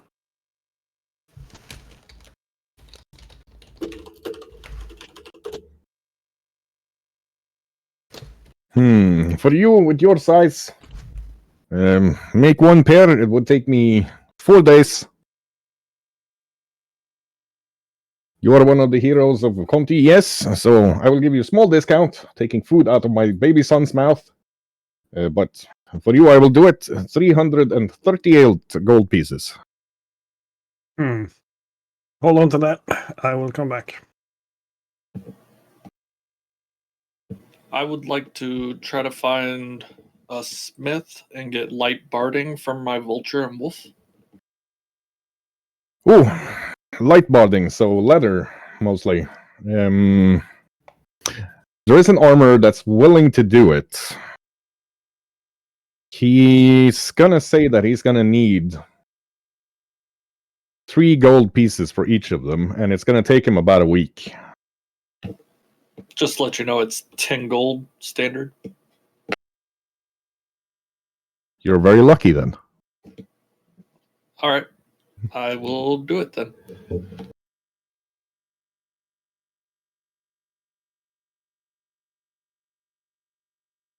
We can do my stuff too there, Shog Bro, if you want to. Has anything more popped up in the Discord? Nope. Yeah, whatever you want to do. Either EOD. Yeah, I just didn't know if you wanted to go ahead and do the cost of the scroll and then alchemical ingredients. That's what we'll call them. They're gonna be the same. They're gonna be at. Actually, the scroll's gonna be 50% more pricey, but the ingredients will be at 75% of list price. As Ravensbridge produces a lot of ingredients, but they don't produce paper. Okay, that's how you want to do it, then I don't have anything else to do.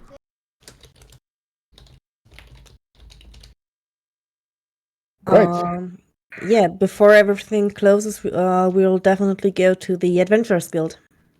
Yes, the Adventurers Guild open 24/7 as usual. Oh, good. Currently, there's a young halfling dressed like a sailor with a rapier in his belt sitting behind the counter. Hey, what can I do you for?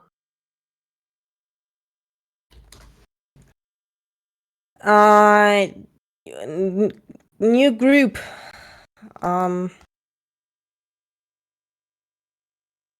Did Leo go with her? He wanted to go with her when we arrived? Leo's with her. I believe he is, yes.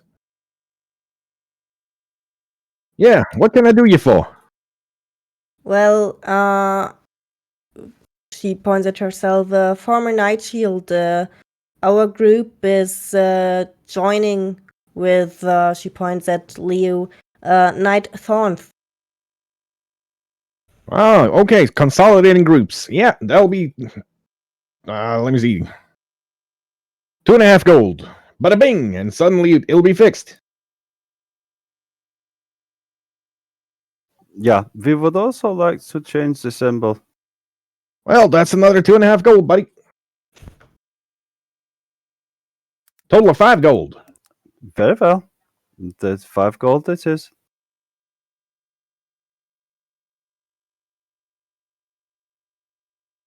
He pulls the gold out of his pouch. There you go. Perfect. Okay, bada bing, it's done. Have a great night.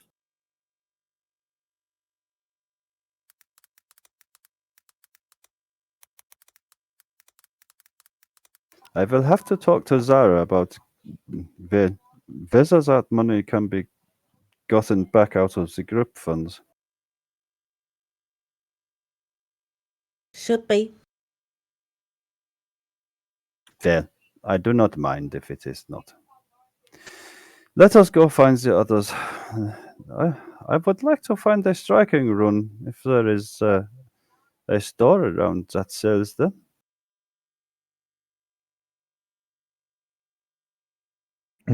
That would be Zaraster's Manifold Mysteries. Ah, perfect.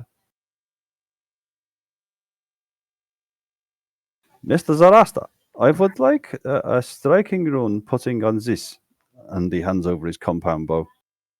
Ah, yes, and you're originally from down south, aren't you? You can hear it on your accent.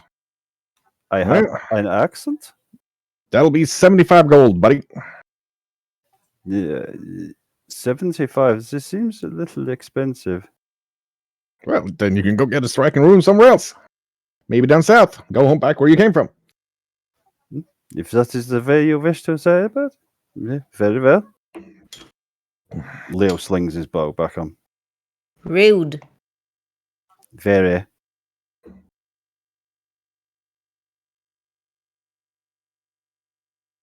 The striking rune should only be 30 gold.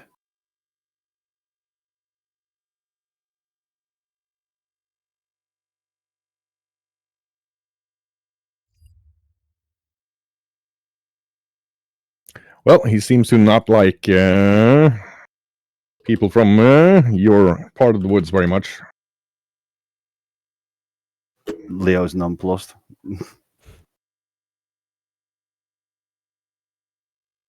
I did not know I have an accent. This is very strange. Really? You didn't know? Would you like me to take care of him for you?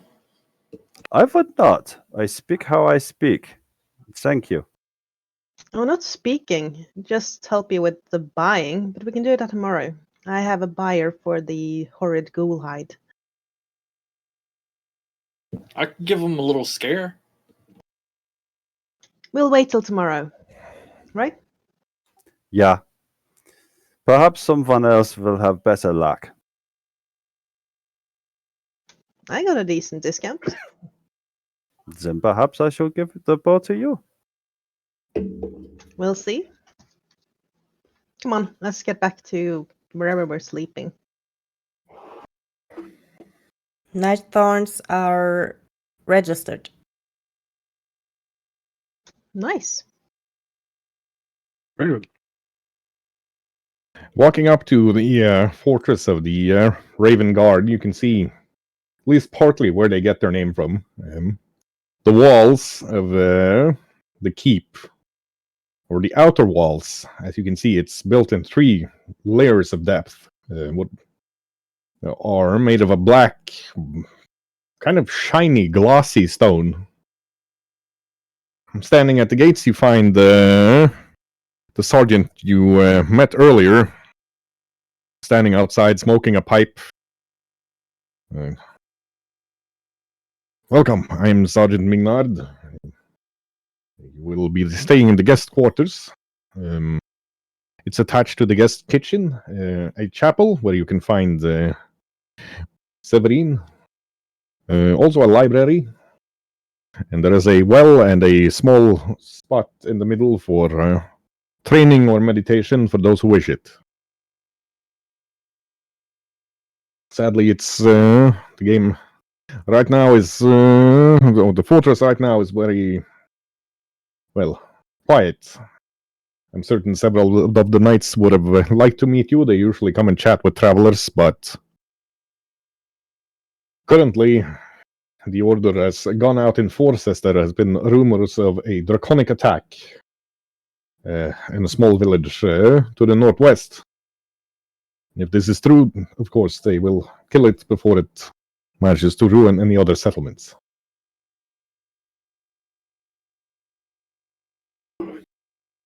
Yodi, how do you feel about that? How does EOD feel about what? The draconic attack that they're gonna kill. The EOD thinks that everyone should have to deal with dragon trouble. Would you let your town be burned to death? I should hope not. Excellent. Well, he kind of winks at Yodi now that he has his face shield up. You can see it's a guy in his early 20s, probably, with the sort of full, powerful American hero jaw and a short blonde mustache, kind of drooping at the sides. Less competition for you, eh? There is no competition for EOD. I like what you say, though. So your rooms are in the east and west corner of, or east and west of the courtyard. I'll show you to them. Breakfast, well, I'm sorry to say, even in the guest quarters, we go at the schedule of the nights. Breakfast is served at first bell, soon as the sun comes over the horizon. However, there is a meal set out for you now, as we assumed you would want to eat before going to bed. Bathhouse? Who is the chef? Who looks at Callus here and like, oh, that's a very nice demi-armor you have there. Definite upgrade from those leathers you were wearing. Is that from name of blacksmith shop? She nods. Ah, yes, they are very good.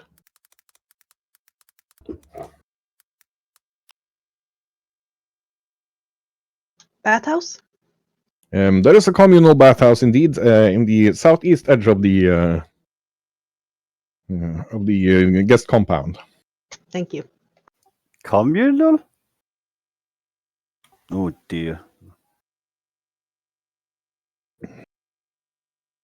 You must understand, in the order, we are all brothers and sisters. For us, it's no more strange than seeing your sister naked growing up.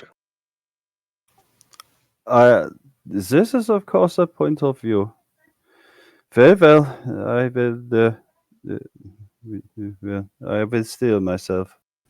In the clutch, we do not have clothes for years.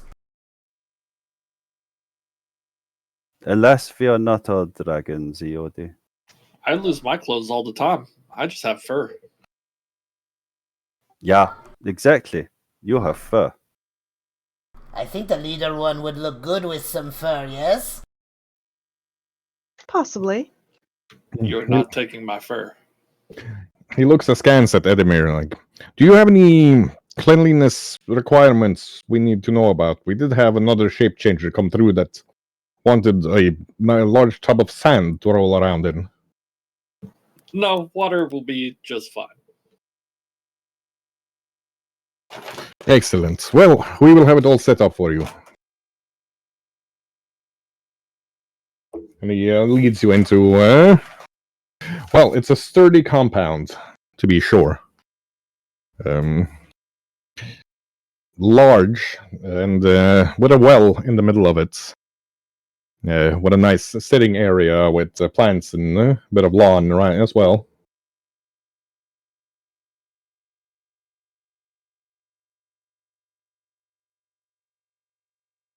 This looks quite pleasant. This is nice. Indeed. Normally, I'd ask visitors to take care. We are only a skeleton crew guarding the fortress, but you are obviously seasoned mercenaries, and I'm only half a minute away at most. Thank That you. is good to know. Yeah, thank you. Sergeant, He nods at Mador. if you need any help with protection or guarding, don't hesitate to ask me. Very well. It would be the greatest of impoliteness for me to ask you to stand guard at your first night of your visits. But should the situation change, now that all of the knights are out of town, I will make certain to ask for your help. Good Sergeant, I'm from Ravenbridge, so this is not new to me. Yes, you do look familiar. I seem to remember you when I was young. You were training at the orphanage. We don't talk about that anymore. Yes, I had a good... Someone trained me in the art for fighting. I used to sneak and watch through one of the loose boards in the fence. Seeing you train with that weapon of yours was a great inspiration of me to master the two-handed weapons. And he pats his... it's sort of a quarterstaff, but one end is heavier than the other. And it's got a lot of rings attached to it as well, so it makes a loud jangling noise as he moves. You can see he has a heavy curved sword in his belt as well, not of the usual Golden Glen style. That's also fitted with 9 rings on it. What is with the rings on your weapon? It's the tradition of Coronis, of whom both me and Severin worship, that his temple gods carry these rings on their weapons to make noise when we go around, so that any evildoers or evil spirits will be scared away. Thank you for that info. But again, if you need me, do not hesitate to ask me. If you would not mind, I would love to spar with you in tomorrow's training to learn some of your tricks. Be my pleasure. And he bows and walks out the large doors. You can see him taking up a spot maybe 90 feet away out in the hallway, where he can watch down all 3 hallways leading to this door, together with another sergeant, it seems. At least he's got the same tabard as this man. Not the same dark blue and black as the Raven Guard themselves, but a dark blue and gray.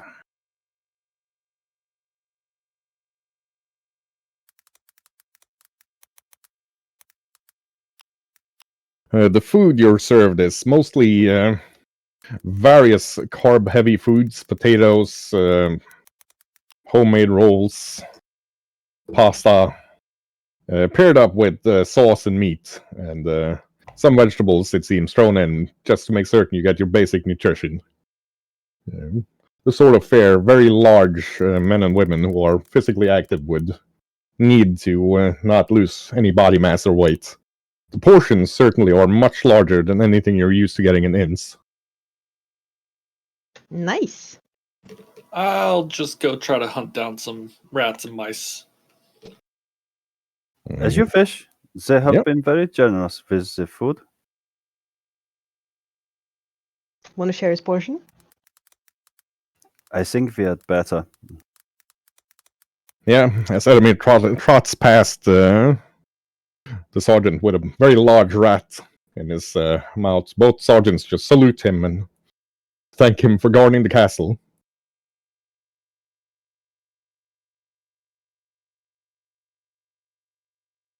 I wonder if the fox could get money for pest control.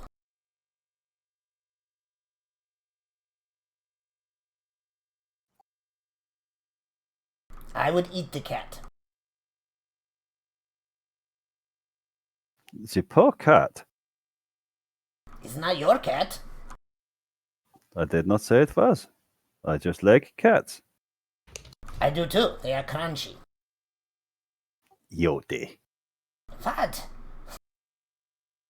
They are pets, or to catch the vermin. They are not also vermin? No? I lived off of these creatures for many years until I could hunt for myself. I thought your favorites were sheep. Yodi is known as eater of sheep. But the farmers, they give him so many troubles. You need to buy them first. But then I will have less gold. Did not the farmer's dogs give you any trouble? They, I will not comment on this.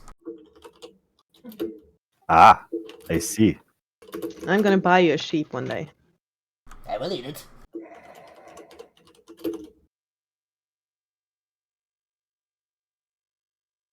Right. For those of you bathing, the squires have hung up just seems like a wall drape.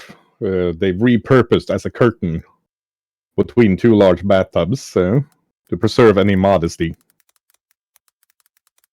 Leo's very happy with this. I could care less. I'm just walking naked from the changing rooms and into the women's side. Cal is very happy about this curtain. Yeah, Albertine doesn't seem to mind much either. Talking about like, well, we only had 1 large bathtub in the entire village. So I know, I borrowed it. if you were marrying somebody, you pretty much knew what you were getting. Medor feels the same way. Orphanage, you only have 1 bathtub, so he doesn't care.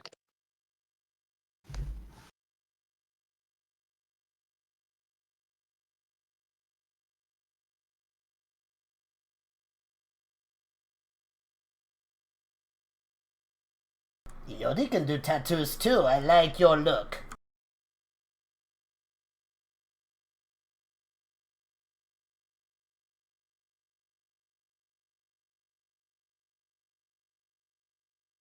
Marisol has one hideous scar after something. Almost by her heart. I will dig out the bar of soap that I acquired in the last adventure that we had. And Yodi holds it up in front of him and he goes, "And for you fleshy people, I have the magical soap!" And he just throws it into the hot tub. The soap is always welcome.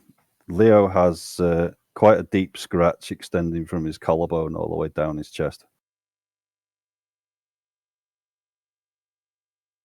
Right, you have yourselves a good bath. And When we're done, sorry. Marisol just stands in the middle of the spot and dries up. I believe Ed was about to say something. Edamir wants to hop up onto the windowsill in his fox form and try to hear anything from the chapel.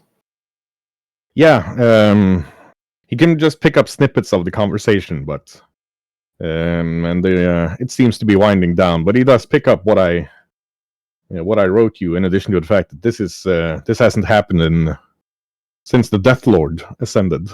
It's a thing they say. I'm going to rush back to the bathhouse and be like, "We need to go now." What's going on? That is it, buddy. Leo got dressed very quickly and has his back towards Marisol, blushing furiously. Right. Some of the knights went out to kill a zombie dragon. She is hurrying to put on her armor. What are we gonna do about it? Kill the zombie dragon? They do not pay us for this. That is Knight's job. Are you aware how squishy we are? Must go kill it.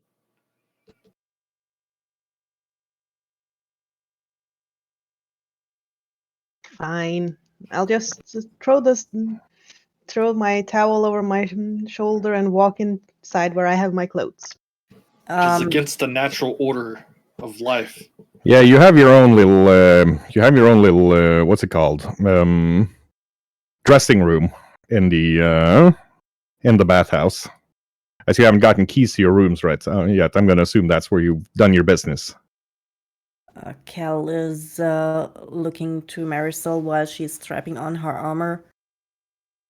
Dragon is dangerous. Are we An sure? undead dragon is even more dangerous. If it's not here, should we? Did I happen to catch from the extra listening how far away it was? Roughly a day's travel to the northwest. Day's travel to the northwest. We must go. We must put this abomination to its permanent death. You're aware that's a really stupid idea, right? It is stupid. The knights are going. Yeah, I share your abhorrence to the undead, Edamir, but the knights they have gone to take care of this problem. Will they not interfere with them? Also, no one is paying us for this. I do not need paid to kill abominations of nature. Yodi thinks the fox is much overestimating his powers.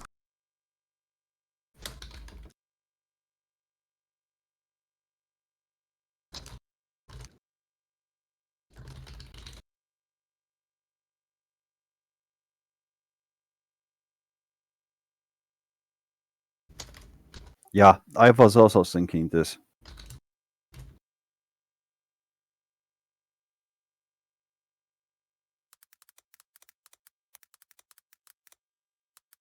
I would love to help you, but there's nothing we can do. There's nothing we have that can even scratch this thing, probably. I've seen dragons, not undead ones, but they were taken care of by people more powerful than us. You came running. I thought it was here. She's not happy to have been interrupted with a bath. Yeah, I was also thinking it might be here, so I was planning on hiding. So, y'all would have been fine in fighting it if it was here. If it was here, we were in danger. And if it is not here, then well, But what if we are in danger? It could come for us. What if the knights don't defeat it? then we will fight it when it comes here. But We are then waiting. even we more are- lives are in danger because it's in the city.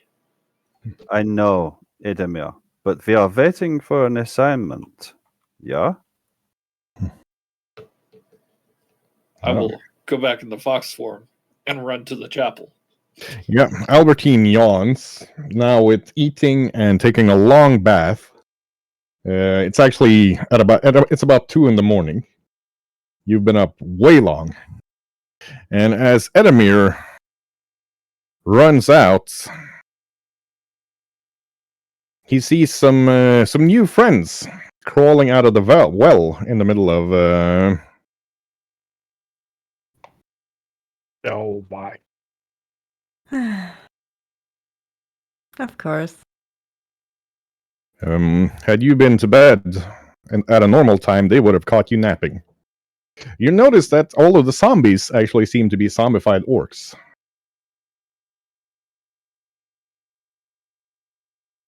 Of course.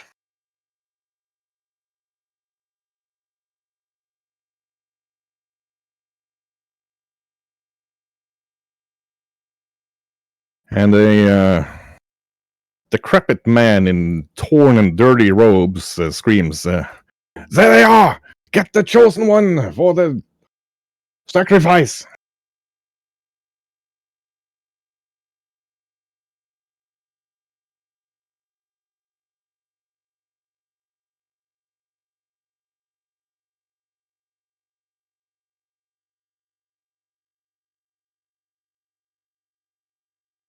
The one time it's advantageous to not actually need a bath. I love it. The See? light is actually flickering. What did I tell you about danger being near?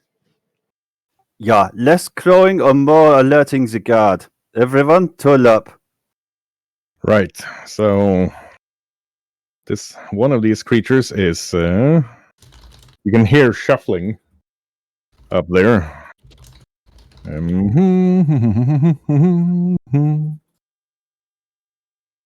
Let's see. Shuffles down there. Nope. There.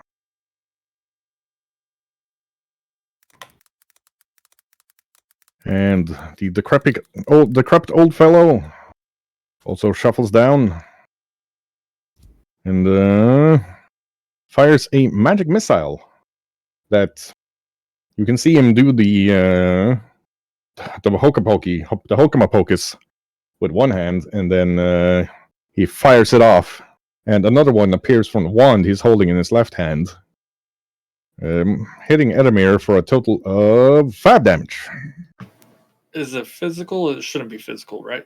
No, it's force, so there's no damage Okay, reduction good. against it. I'm just making sure because I did say I transformed into my fox form, and I have weakness to physical 5. All right. Nope, it's a force. Making it Mador's turn. Since I can't see where we're being flat, I got to move to the entrance.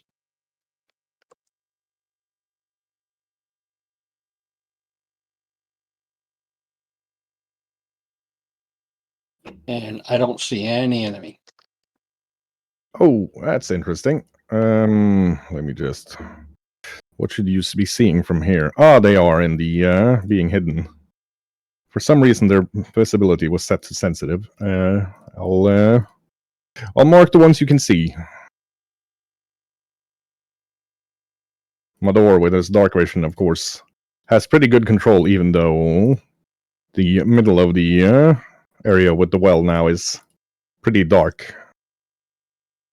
I've drawn the +1 glaive. Very well. Moving to here, and I'm going to set for a possible charge. Got it.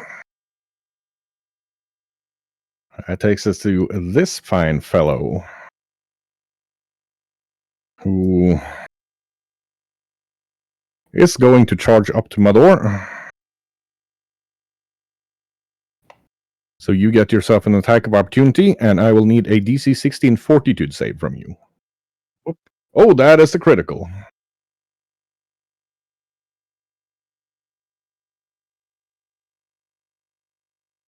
Oof. Yeah, you whack that thing good, and the rotting pus shines out of the wound, or just flows out of the wound, like, not shines, but flows. And I will need a DC 16 saving throw from you. Oh. The gas smells horrible. And a lesser man would be choking right now, but Mador doesn't give a shit. He could not care less about the stench from this thing. And this one is also going to come sprinting up out from one of the other doorways, flanking Mador. And that takes us to... You're not here. Leopold.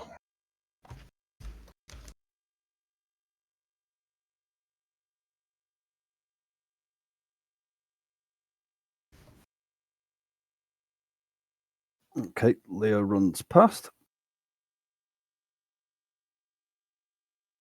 Right, just sprints past the undead. That doesn't seem to. It swipes ineffectually at him, but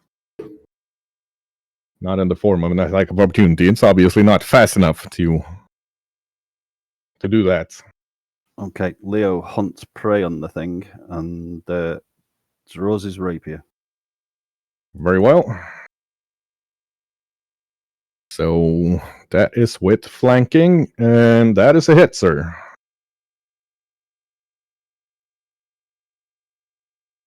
Ooh. Wow, yeah, that he Hold on a second. gives it a good old poke. That's 2 extra or 1 extra from hunt prey, isn't it? Oh, no, It is 6. precision damage.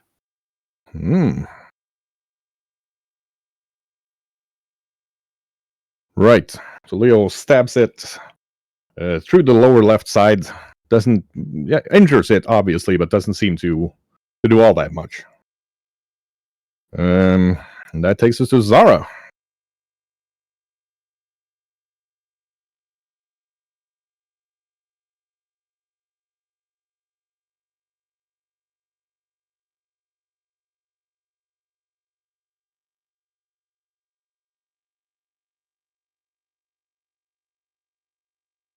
Gotcha.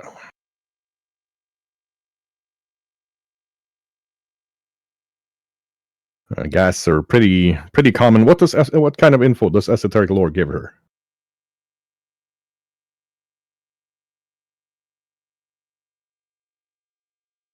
It's immune to death effects, disease, paralyzed, poison, and unconscious. It's got a stench. I need a DC 16 saving throw fortitude from Leo, by the way. That usually sickens people. It's got claws that can paralyze. And it also has carries a sort of disease, which if left untreated for a week, will kill the victim and actually raise them as a new ghast. Lovely. Leopold is slightly sickened by being next to the ghast. It smells like somebody left chicken in a bathtub for about a week. Ugh.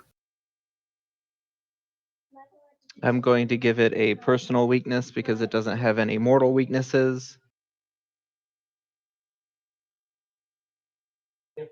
I'm going to go here. Gotcha. I'm going to need a DC 16 fortitude from you as well.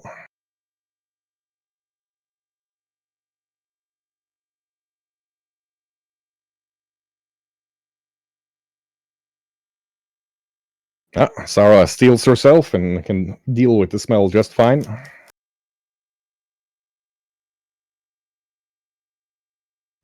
And I'm going to chop it with an axe. That, sir, is a critical. Wow. And then it takes an additional 3 on top of that. Sarah just runs up, chops that thing it's distracted, turning to scream at Leo, and Sora just chops its head straight off. Meanwhile, the GM is just now remembering that Mador had set to receive charge before that thing charged up to him, and the gas that he smacked with his glaive falls down into two pieces. Reality finally catching up with it, with exactly how much damage that thing took. And that is Zara's turn.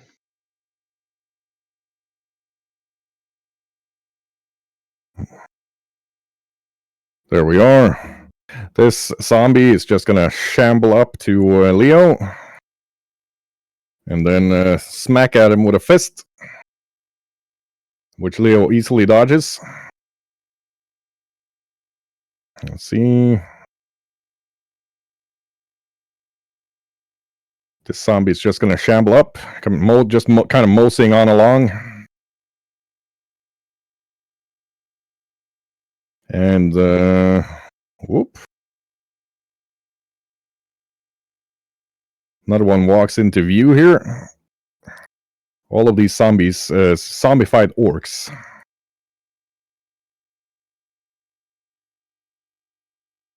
All of the zombies. Why did I do this to myself? Ah well, such is life.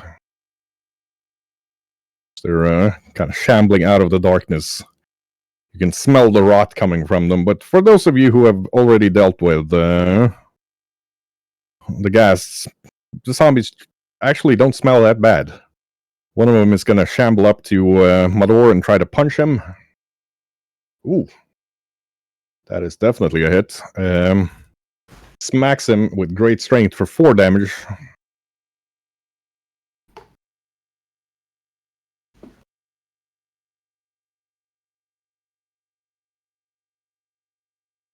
You can see a lot of zombies coming stumbling out of the darkness. How in the world so many of them beat you guys on initiative? I have no idea, but that's life, ain't it? You were bathing.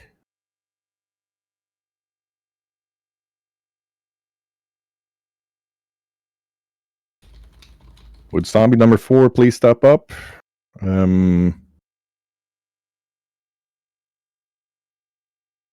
There we are.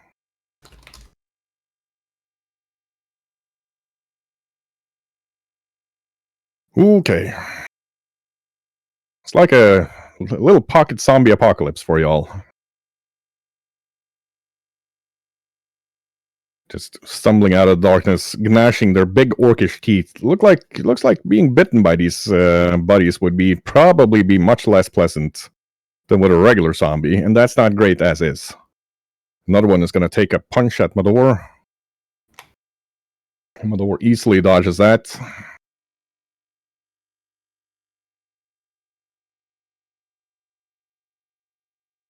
Whoop.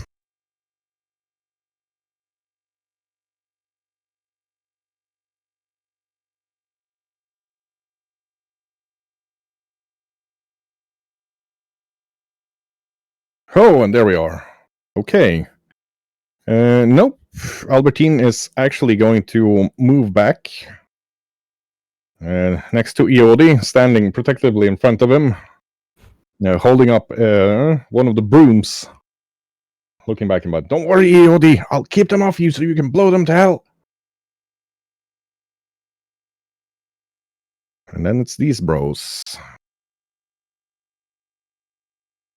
Sprinting up and doing an acrobatic jump in behind. Leopold, one of the ghouls, comes just hellbent for leather, sprinting up.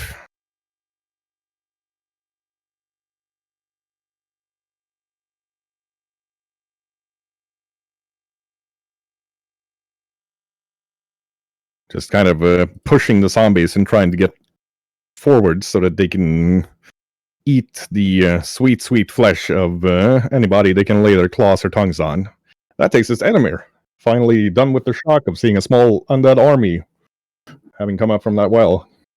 I do need my faithful wolf roar.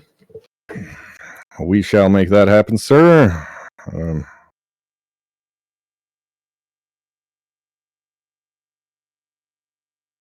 And I'm going to cast Thundering Dominance on him and command him to move there. Let's see. Yeah, he'd have to move. So that's going to have to be good enough. You're small size, so he can fit there with you. We're both small. Well, I'm normal, he's small. And for the second one, I am going to make him cast Thundering Roar. Okay, what does that do? Target unleashes a powerful vocalization. Each enemy in a 10-foot emanation takes 4d8 sonic damage with a basic will save against my spell DC, and a creature that fails it will save will also be frightened. Okay, which is he? Everything within 10, every enemy within 10 foot of him. So that's 1 ghoul and 2 zombies. Roll your damage, sir.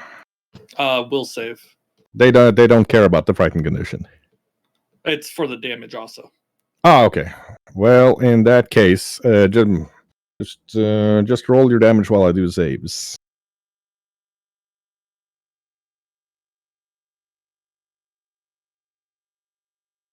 Turns out zombies don't have that great will saves. Who would have thought?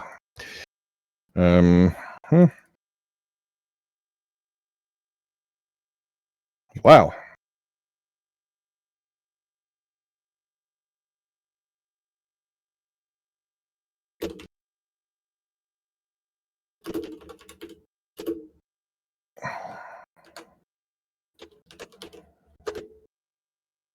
There we are. Okay, so that is 20 damage. Holy cannoli. Okay. So that is 1, 2,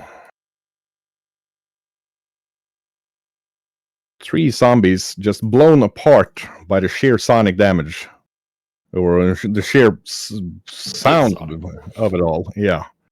And that ghoul is definitely knows it's been shouted at. And that'll be it for me. But it's not frightened. But a lot of the flesh has just been torn off its bones. Did I need to make a fortitude save? No, those two were very quickly dispatched by Zara and Leopold and Mador. So while they still smell bad, they're too dead to actually use their semi-supernatural smell BO to bother people. There we go. EOD.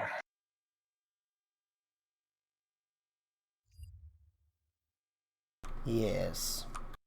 So EOD is going to shuffle up here and stand next to Mador. Okay. Just kind of, excuse me, coming through.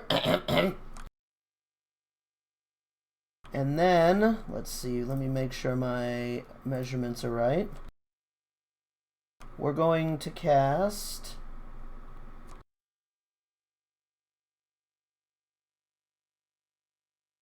We're going to do some burning hands. And he rolls up his sleeves and he points, wiggling his fingers towards. And we're going to do a 30-foot cone. Let me just make sure I'm doing the right measurements here.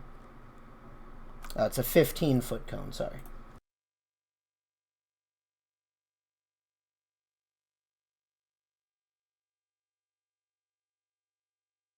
So just the two in front of me then. The Ghoul 3 and the Zombie Shambler. Yep. And it would be a DC 19 reflex save from them.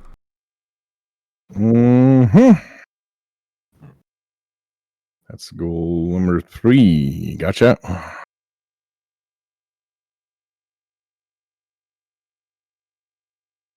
So, yeah. And then you just roll your damage, sir.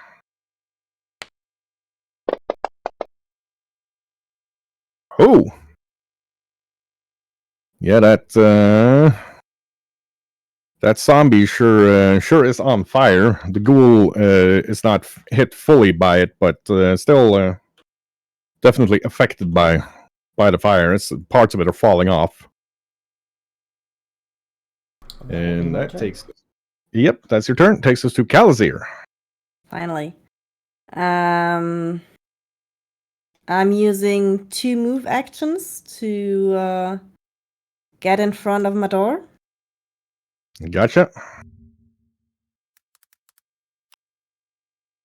And I have a question about the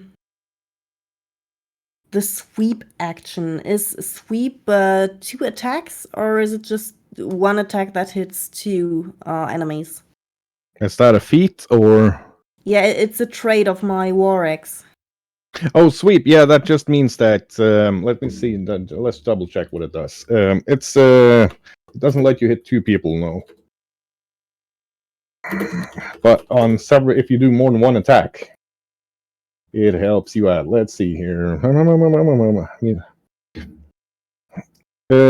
When you attack with this weapon, you get a +1 circumstance bonus to your attack roll if you already attempted to attack a different target this turn.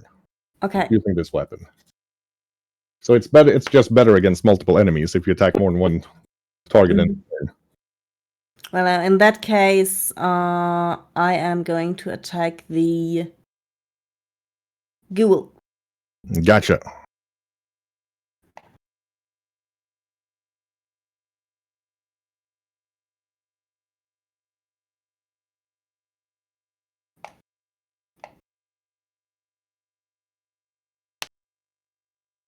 Did a 20 hit?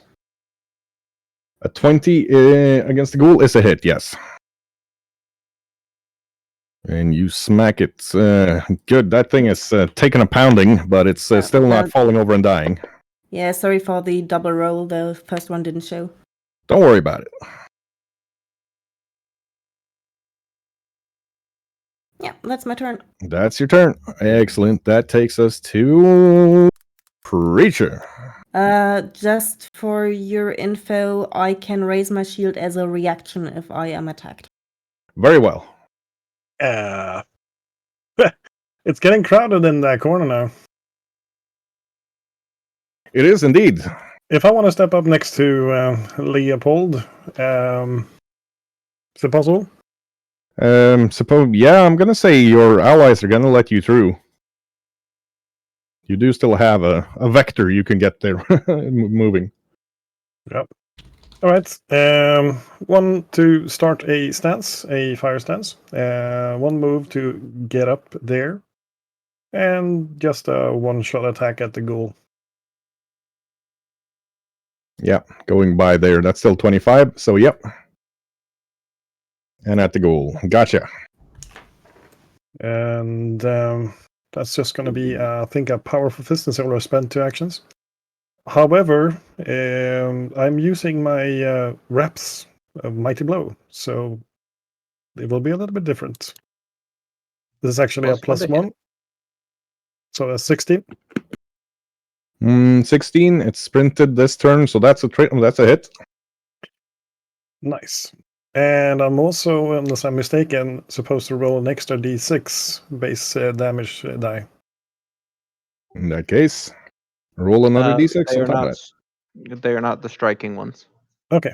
No, that's it's just no. a 5. Yeah, there's the difference between +1, which gives you +1 to hit and damage, and to striking, which gives you an extra dice. In that case, it's just a 5 damage. Yeah, 6 damage, because you have not added your +1 magical. I will have a look at that for you in just a moment. Yeah, you smack him, but good. Couple of teeth fall out. The ghoul doesn't seem to notice. Takes us to Marisol. Yeah, I'm gonna move over here and then just look out at the scene.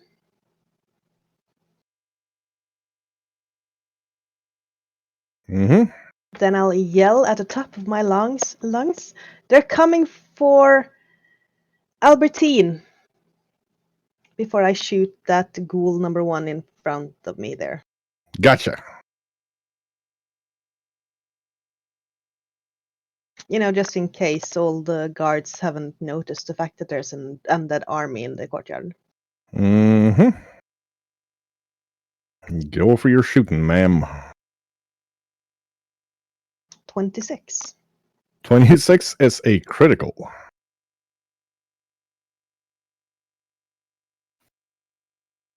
Which number of ghoul were you shooting? Ghoul number 1, he's the one that stands between me and everyone, basically. Yep, he's standing there slavering over Leopold's neck, ready to take a bite when Marisol steps into the door and just shoots him in the back of the head, and he falls over, super duper dead. Then I'll shoot the zombie shambler 12 next to Leopold. You do not have line of sight to him because there's a corner there, if you can see me tagging range. Oh, okay. So the number 1 then. Him Gotcha. I can definitely see. Him you can definitely see.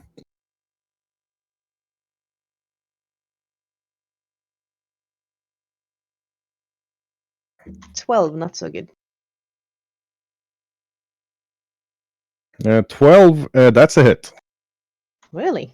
The zombie, he's not really good at dodging. For 7 then. Yep, you put a shot straight through where his heart should be. Doesn't really seem to affect him much.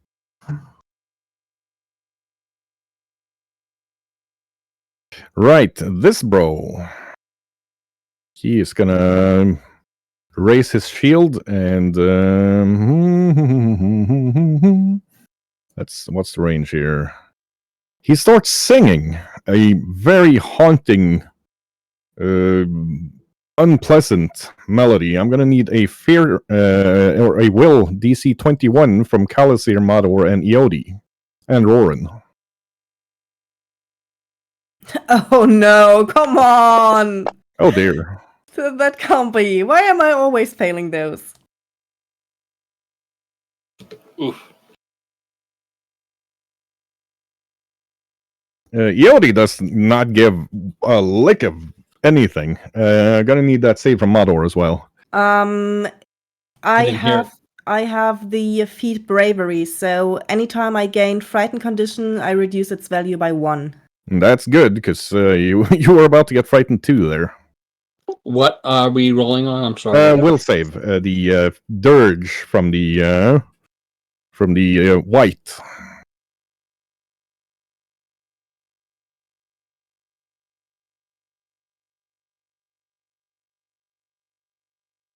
I think 24 is a yeah. pass. Mador does not give a lick either. So Mador and Iodi do not care. Roran is sort of worried. Kalasir is terrified and also takes -2 on all saves versus death effects for the rest of the fight. That's not good. There we go. And this individual back here, the spellcaster, throws out takes out a little ball like a glass orb, throws it, and popping out of the smoke is something looking a little bit like this.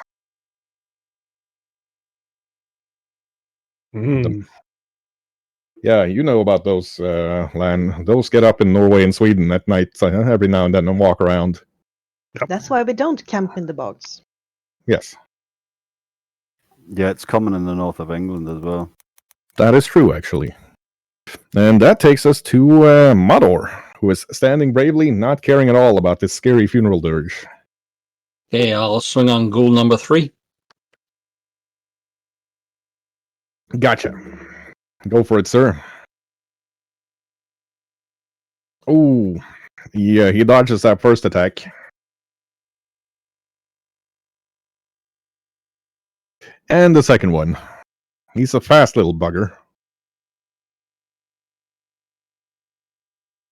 He does not dodge the third one, though. Mador managing to hit him with the glaive. Let's see, and let me just check. Mador, yeah, you've added your spells. Good, and that is ghoul number 3. He's already in pretty bad shape, having eaten the singing of. Yep, That's what I thought. Having eaten that dirge howl and some other attacks, Mador swings, takes his head off easily with the glaive.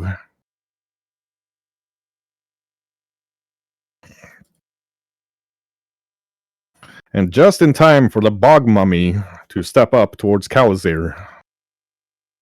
What does this thing do? Ooh. Do I get attack opportunity since he's coming into my range? No, he'd have to move out of a threatened square you have for that to happen, just not just into one. If you'd taken another step moving out through where you threaten, you would have gotten an attack of opportunity. And see, he is just gonna straight up start punching. Oh, wow. He comes shambling in and gives Kalasir a uppercut straight to the face. That's a critical hit. Ouch, even with an AC 23 when I have my shield raised as a reaction? Well, he's not gonna roll that 20 any less because of that. Ouch. So yeah, that is a punch. Kalasir can feel her head ringing. That's a solid 31 damage coming in. Ooh, dang.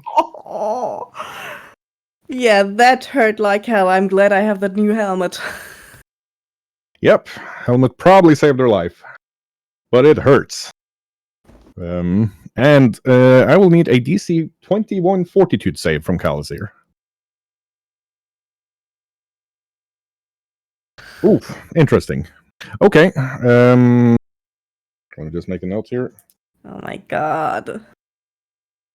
That takes us to Leopold.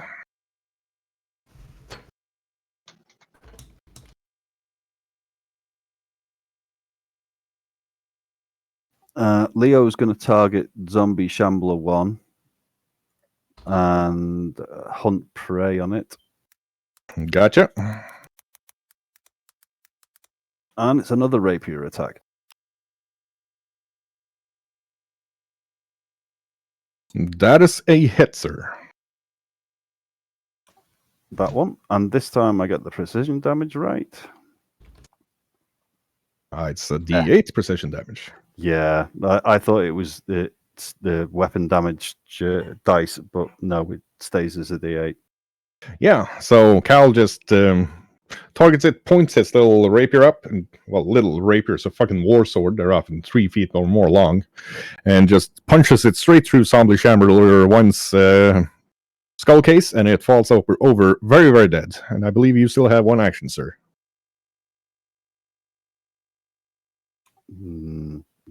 Zombie Shambler 12 is behind a wall. Not for you. There's a doorway there. It's just the corner down there is enough that the others can't see him. In that case, Leo will take a swipe. Well, Cal can see him, but that's a hit. Tis indeed a hit. Okay, and that's a plus what? Yeah, that's a 3. 3 damage, yeah. Pokes him in the shoulder. Zombie doesn't really seem to care that much. And we are off to Zara. Okay, Zara is going to attempt to do her esoteric lore on ghoul number 2. Gotcha.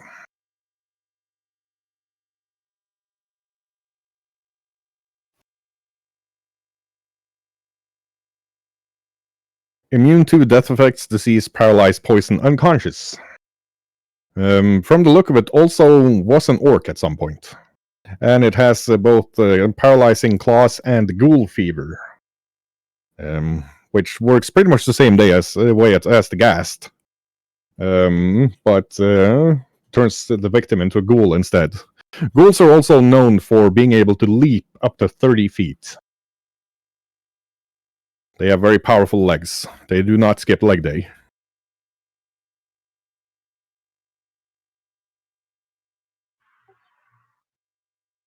So, what kind of trick is Zara using to move there? Is it the mirror? Zara is going to make a mirror duplicate of herself next to Ghoul 2 underneath Ghoul 4. Doing this spot. There we are. Okay. And I am going to swing at Ghoul number 2. Gotcha.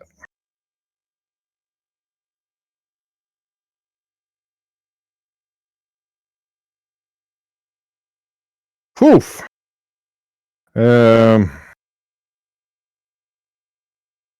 With running and everything, that's a critical from Zara. Right. So And then we'll begin with a bonus 3. Yeah, the ghoul number 2 turns to face Sarah, lets out its long, prehensile tongue, about a foot long, and Sarah just cuts both the tongue and the neck of the ghoul in half with her battle axe, instantly killing it. And now for a whole heck of a lot of zombies. Let's see. Zombie Shambler 10, raise your hand. Zombie Shambler 10.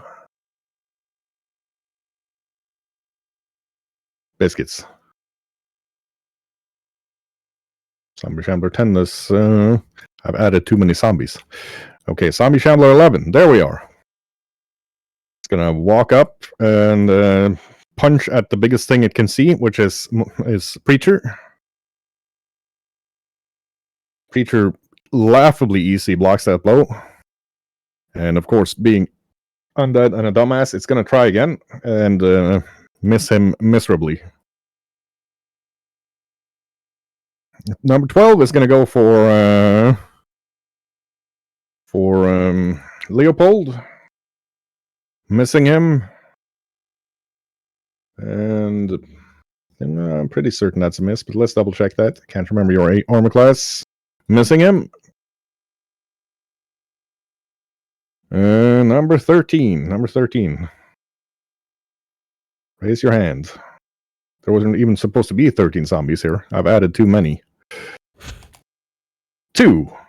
Pretty certain 2 is around here somewhere. There we are. Zombie Shambler 2 is just going to shamble up here and kind of stand making sounds at Kalazir. Same with 3. Double. Blah. This hallway is getting crowded. And this bro here is actually gonna...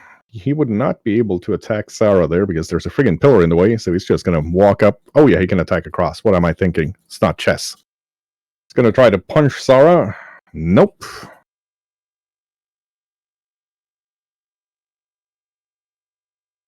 Just counting my zombies. I have lost control of my zombies.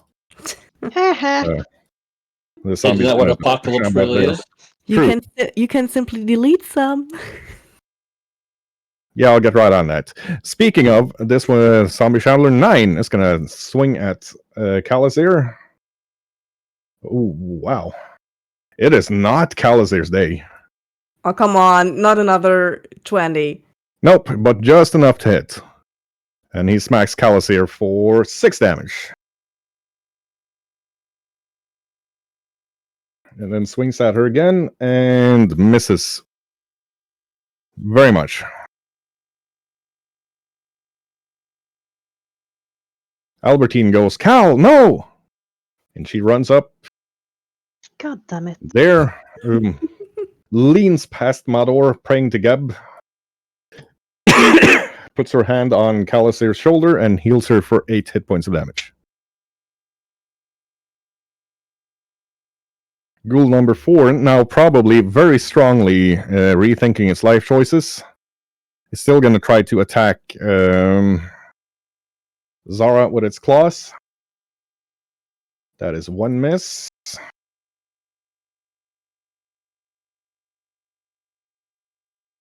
And 5 is a 2 miss, and then it's going to try to bite. 3 miss. Zara defends herself masterfully from all of the attacks, and it is Edemir's turn. Okay. Being small, is there any way that my wolf could push past or jump around to get to there? No. Not without the feet. It could move through one of them with an acrobatics check, but they're just stacked too deep for it to be able to get out there over there. It would just get bogged down.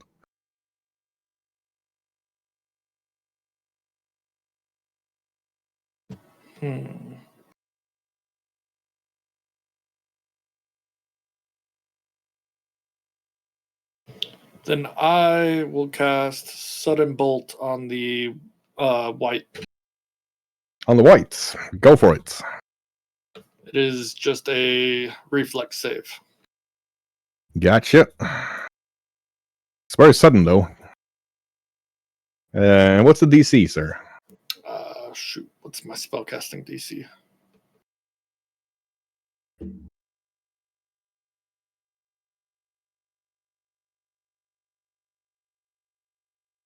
Should be 10 plus 4 plus. What's the proficiency bonus? For trained, it's 5 on our level. If Not I for rem- spells. if I Yeah, remember, are you trained Okay, yeah. master expert? So 19.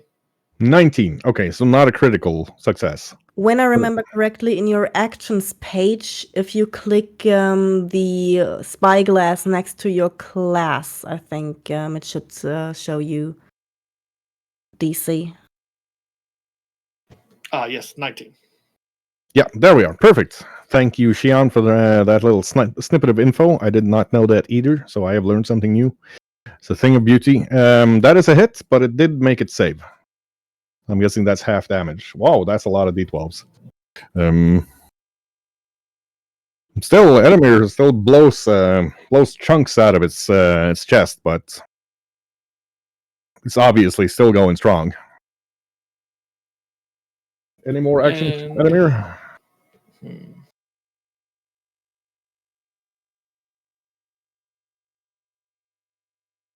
Nope, I'm good.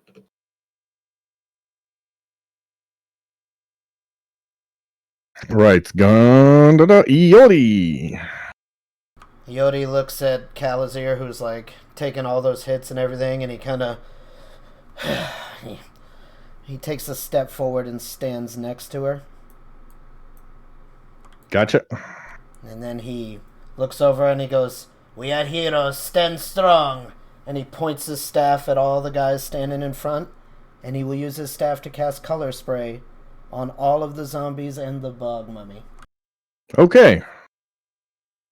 Shiny. What's color spray do? So, they have, it's a 15-foot cone. They've got to make a will saving throw. And if they succeed, they're dazzled for a round. If they fail, they're stunned 1, blinded for 1 round, and dazzled for a full minute. If they critically fail, they're stunned 1 for 1 round and blinded for a full minute.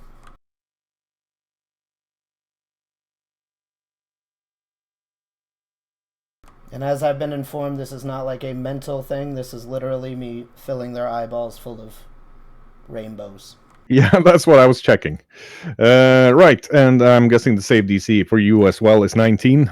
It is 19, I believe. And Will, Let me was it? remember. Yes, 19. It is 19, and yes, it is Will. Right. So everybody fails except for the bog mummy, who has a success. And what happened with this thing on a success? Let's check. He is Dazzled dazzled for for 1 1 round. round. Dazzled. Oh boy. Which means that they have to make a flat DC 5 to hit anything in addition to their attack roll. Gotcha. And then the rest are stunned, blinded, and dazzled. Stunned, blinded, and dazzled. Yeah, so they're basically just going to stand there and take it. Perfect. And that was Eodi.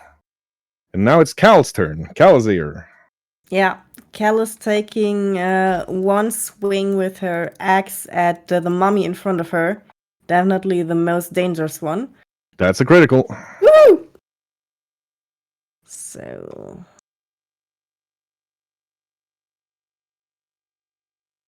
Oh, I didn't roll the critical again. Let's do another one. There we go. Good solid 11 damage. Yep. And then she's going to raise shield and go into her Everstand stance. So increasing the hardness of my shield by 2. Yeah. Smacking it, Kalazir notices that it's very like waterlogged. Looks like it's recently been, well, it looks like it should be dry and a lot harder to hit, but it's full of water and very easy to slice with her axe.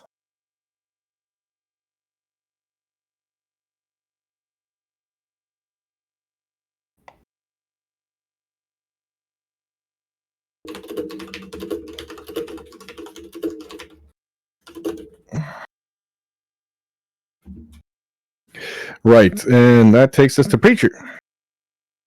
Right. And then in that case, I'm gonna see about Zombie Shambler 11. And yeah, give me a flurry of blows to begin with. Right. Pow. Those are Think those two are hits. criticals. Oh, Yeah, Zombie Shambler 11 just drops in a pile of ashes. Instantly annihilated by Preacher. yeah, step up, I guess. And that's, I think, everything I can do. No, you just flurry of blows is one action, but after it counts as if you've taken 2 attacks.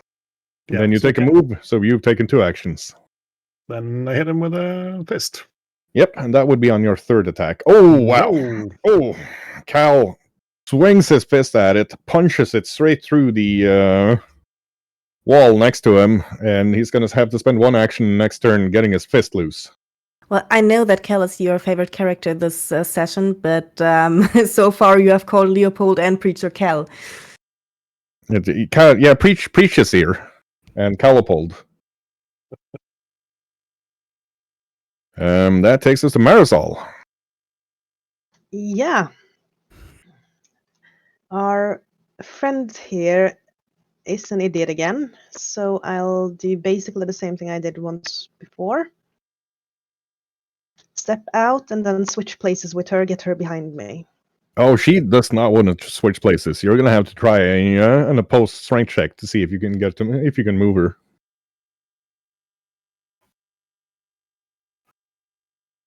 Or an opposed athletics, which makes more sense. Yeah. Athletics then. Nope. Nope. She wants to get up there and help Cal, and you're not stopping her. Well, then I'll have to make it safer for her then and shoot the bug mummy. Gotcha.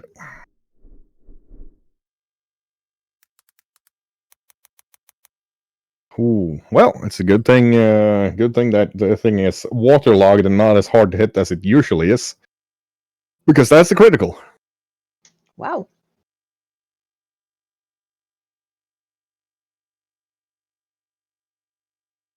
$21 then. Yeah, she hits the bog mummy in the throat, and but the head still stays on. Her gun's just not the right caliber to start blowing heads off. And I'm guessing that's all I can do because I used 1 to move and 1 to try to move her. Yep. Let's see. The white is the white moves here and stands ready. And this gentleman here, let's see, what kind of fun stuff can you do? I'm guessing all sorts of shenanigans. Actually, I know all sorts of shenanigans because, I was the one who made the character.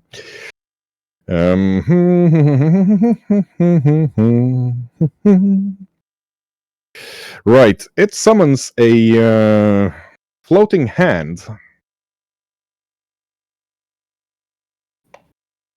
in front of it, which then moves up and tries to inappropriately touch Iodi.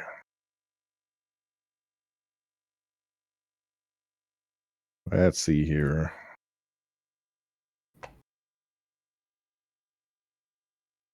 What's your thing with this? Ah, okay, there we go.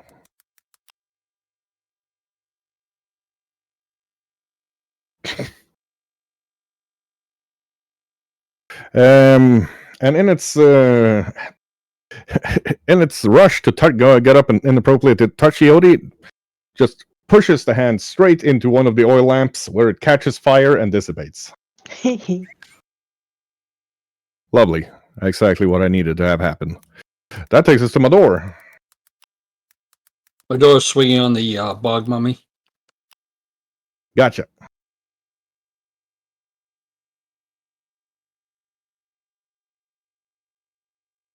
That's a critical. We need ourselves our own emote for when Shago starts making names wrong. 18? Yeah, he swings the Goliath deep into the bog mummy, but that thing just ain't going down. Second attack. That's a hit.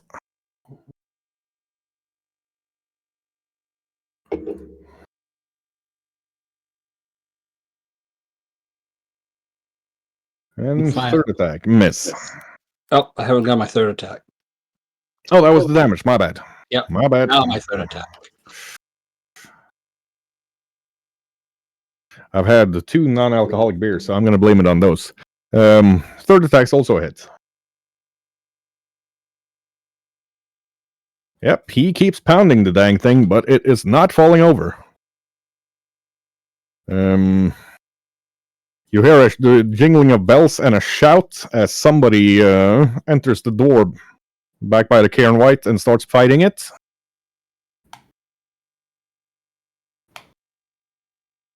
And the bog mummy. Hurrah!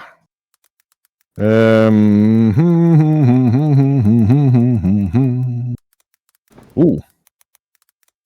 It is going to first exude like water, the moisture in the air next to it just rises sky high. And now it's very, very difficult to breathe. I'm going to need a Fortitude DC 19 from Cal and Eodi. That can only be good. I knew it! Oh, Oh man. Yes. Oof. Not good. Cal starts choking as her lungs start filling with water. And Eodi is also, unless he can breathe underwater, he can't breathe or speak where he is currently.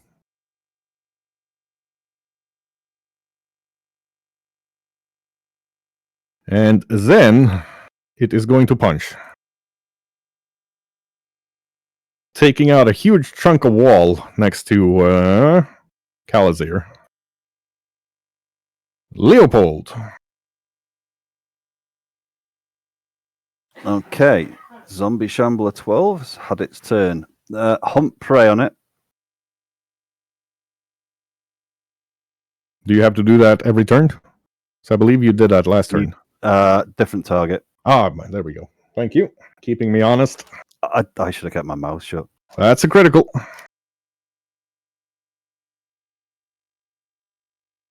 what? Straight through the brain cage, and it goes down like a sucker. No, I didn't even need the precision damage. Is there anywhere I can move to? Yes, it's a doorway, you said. That's It's- correct. Those are archways, all of them. Okay.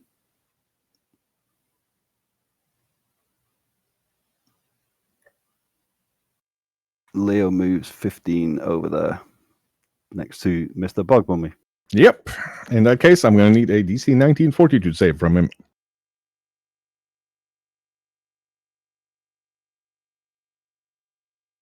Nope. Leopold is now also drowning. Oh.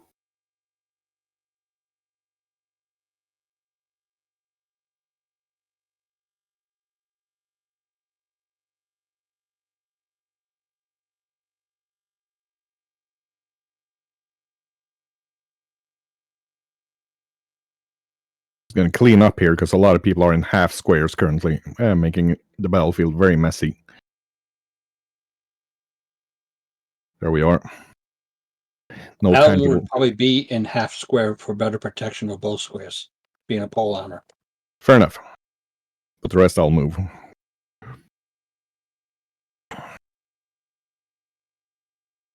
Right. Leopold still has one action, sir. I'm going to assume he's holding it for something, because he seems to have a probably child-related break. We'll hop over to Zara.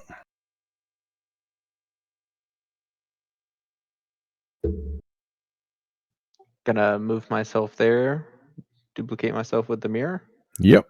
I'm going to spend an action to get the knowledge on the Ghoul 4. Okay, go for it.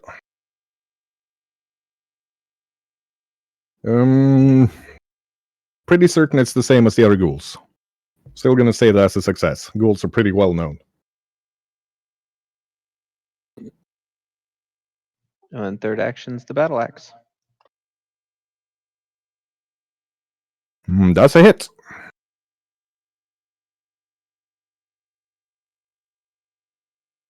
$12 damage. Smacks the ghoul in the head for a bit of damage, but not much happens. Let's see. Who are you? This thing is gonna move up. Roar. Punch Leopold. So it is blind. And stunned, actually. Yep. So it's it not gonna do cannot anything. see him to move there. It's just gonna stand there and do sounds. Same with that one. Zombie Shambler 3, 5, 6 though is gonna punch at Preacher. He's still the largest target it sees, and it assumes that under that ceramic shell he's full of meat. But Preacher easily just dodges both blows like a friggin' action hero. The other one here is gonna punch at Zara. That's a hit. Smacks Zara for 2 and tries to grab her. Home. Where's your skills? Where's your skills? Oh, automatically grabs. Okay. So it just grabs her and it's going to try to bite her. Nope. Just gnawing at her armor. That zombie is stunned. Albertine is going to lean past Amador again and heal Calisir for another 8 hit points. And now it's the ghoul's turn. It's gonna first try to bite Zara. Nope. Then it's gonna claw.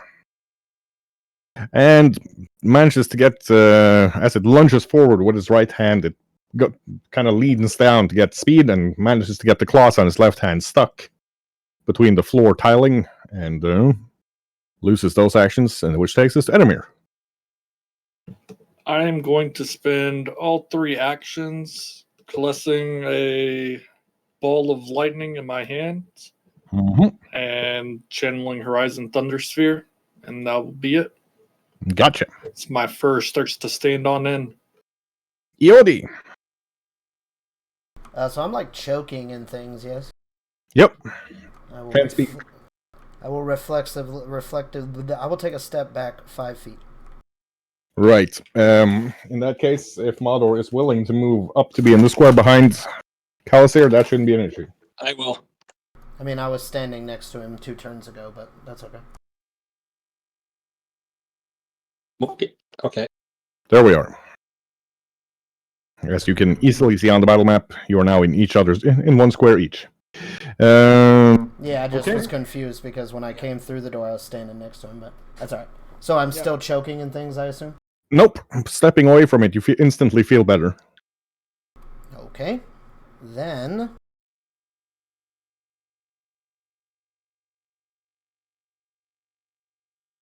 I am going to go ahead and use my remaining 2 actions. I will point at the bog mummy, and I will cast Ray of Frost at him. Gotcha.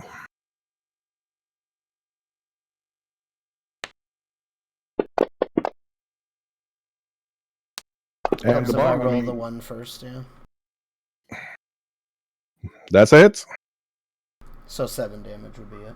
And the bog mummy seems to freeze solid from that hit before falling down in lots of small pieces.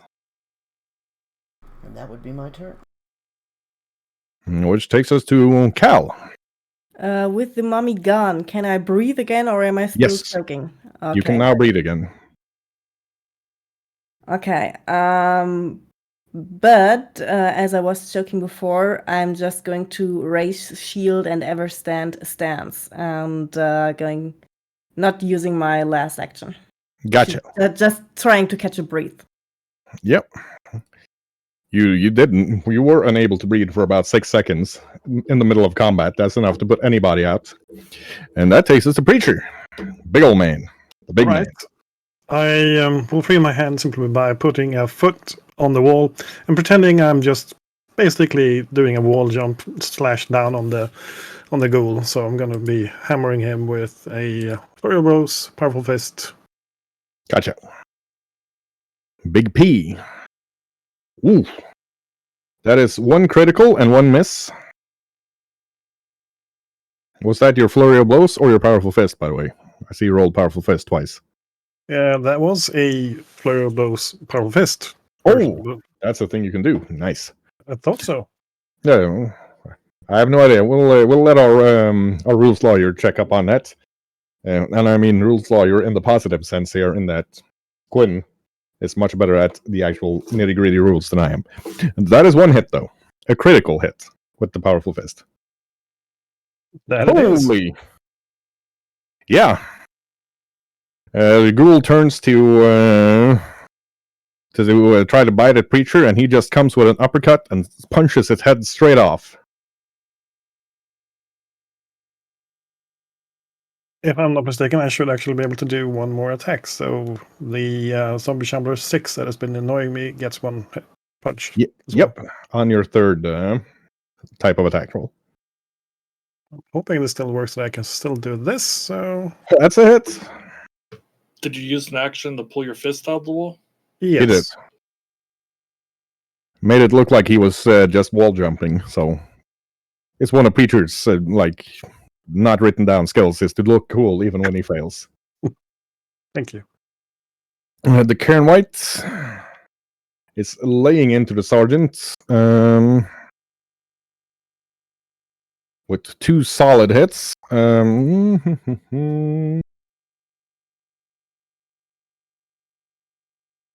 Wow. Yeah, he is not enjoying life currently. Manages to hit him very, very hard with those 2 blows, and you can see its wounds closing from the gunshot as it starts smacking him up.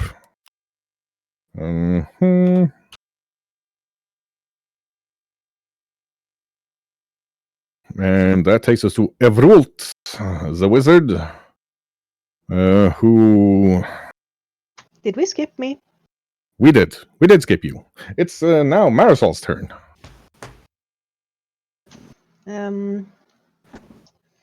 I'll be shooting the zombie in front of Preacher. Gotcha. Dang it. That's a hit, but not a critical. For 5? Yeah, you put a hole in it, but where a normal man would go down with a punctured kidney, you kind of just shoot some pieces out of it. And 1 more hit. Nope.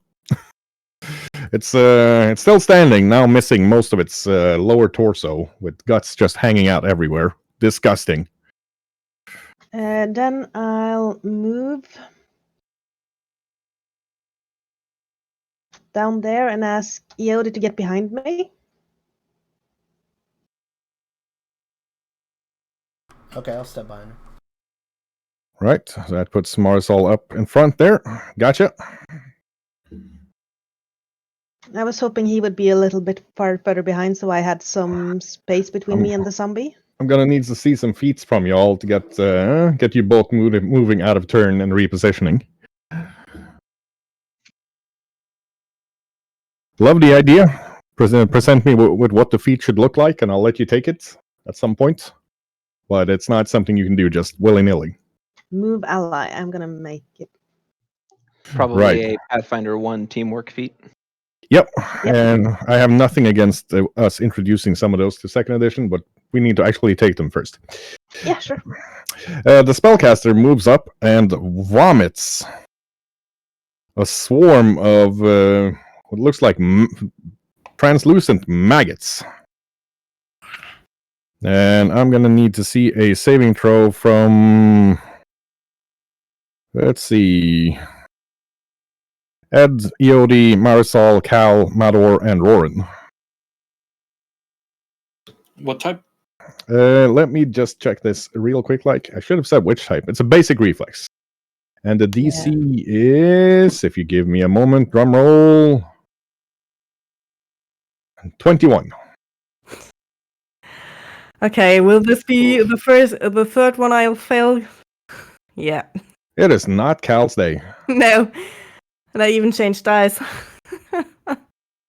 Let's High see. five, Yodi. So, yes. That is, for those who take full damage, 11. For those who take half damage, 6. And let's see, Edamir and Cal are also sickened 1 due to the insect bites causing an allergic reaction. Let me just get that set up real quick, like. You just feel terrible. Should have stayed home. And that takes us to Mr. Mado. Can I still swing at the zombie in front of Marzol? Yes, you can. Okay, You still have reach from your spot there, so you don't really need to half square to be able to do that. That is a hit. For a good solid 11 damage. Taking off a piece of its skull, but sadly, no, actually not sadly. Taking off a piece of its skull and instantly killing it. Yik. Brain sight. Okay, so I cannot get the other two. They're out of my reach. Currently, yes. I'm going to try and move past Cal. Yep. Unless she wants to stop you, that's an easy enough thing to do.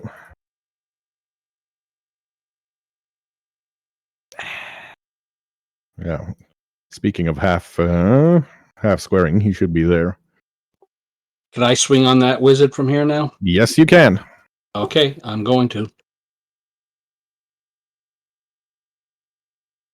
Whoosh! Nope. He manages to dodge that attack. Barely. Barely dodges that attack. That's my moves.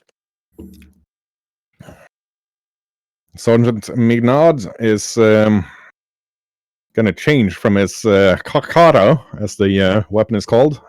How to pronounce that, I have no frigging clue. So I'll write it down in the chat, and if anybody knows, they can tell me how. Pull out his tower shield and just brace shield to try to hold that white. Taking us to Leopold.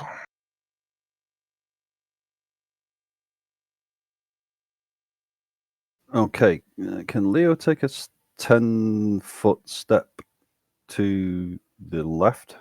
Leo can take a 5-foot step with one action, or he can use an action to move 10. Okay. It's very much the same thing, because you use an action either way.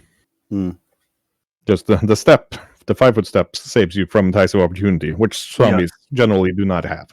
Yeah, that's a let go. Can you move the token back one to the right, please? Thank you. Okay, he's gonna hunt prey on Zombie Shambler 3. Okay.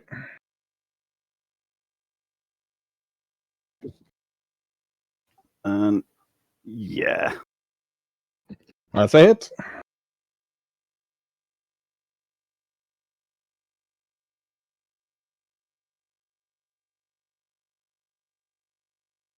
There we go.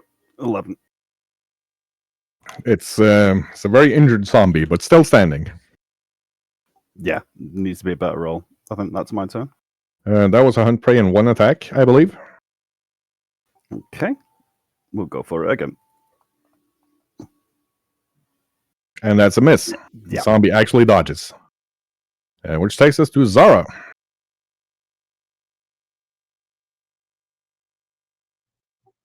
Zara's going to make a duplicate of herself right here. Gotcha.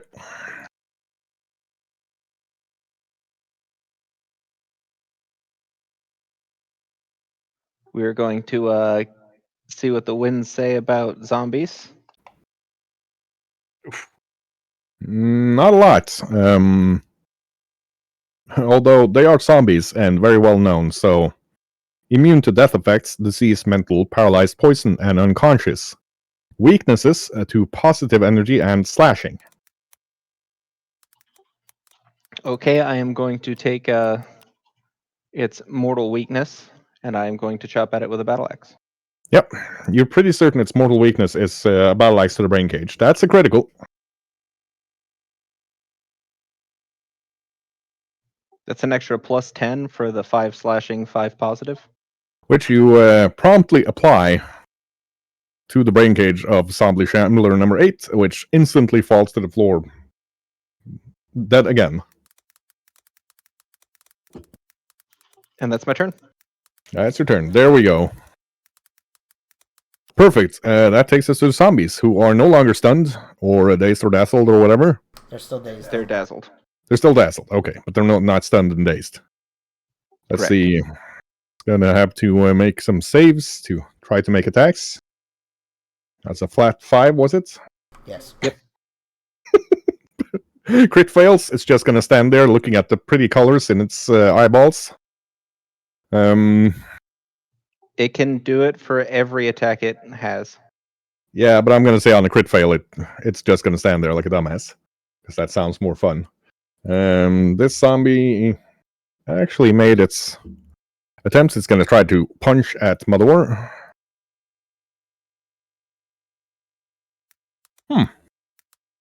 Manages to smack him for 6 damage.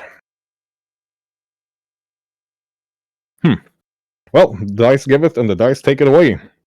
And then it Hadoukens Mador straight in his jaw with a critical hit for 9 damage.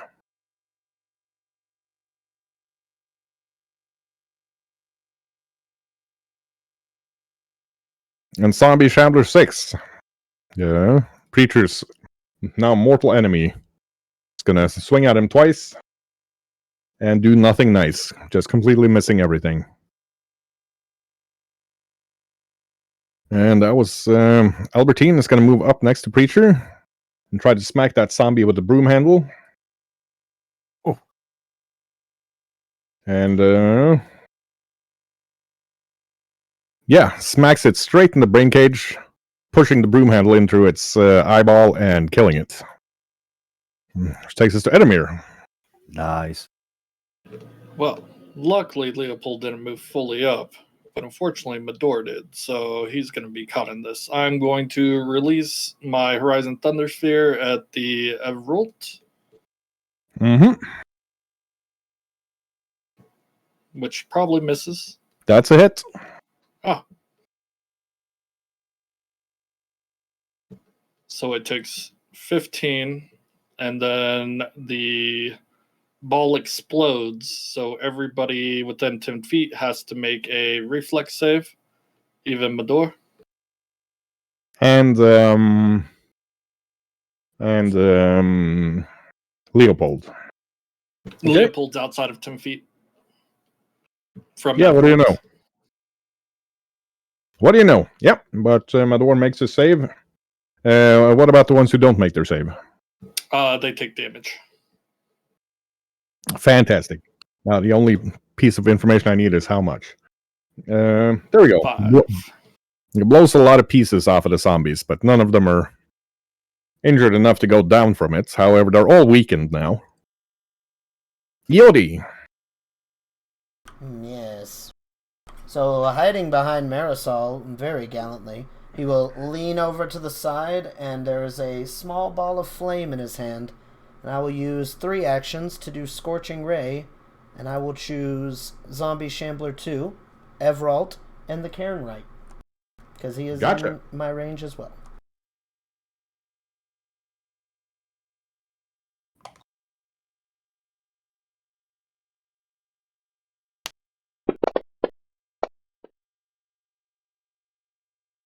It's a hit 15 on to Zombie hit. Shambler 2.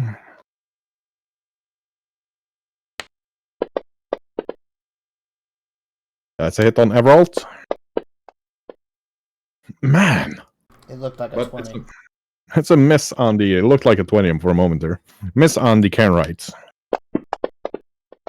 So they both take... roll once more for Everalt if you want to. Zombie Shambler 2. Checks out.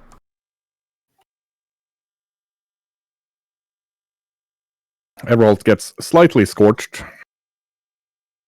Obviously, haven't seen that spell before, manages to dodge before he blows his head straight off. Kalazir. Yeah, I am going to move next to my door. Can't leave my friend alone there, and certainly cannot leave Marisol without a shield in front. And I am going to swing at the one in front of me. Zombie Shambler 2. That's critical.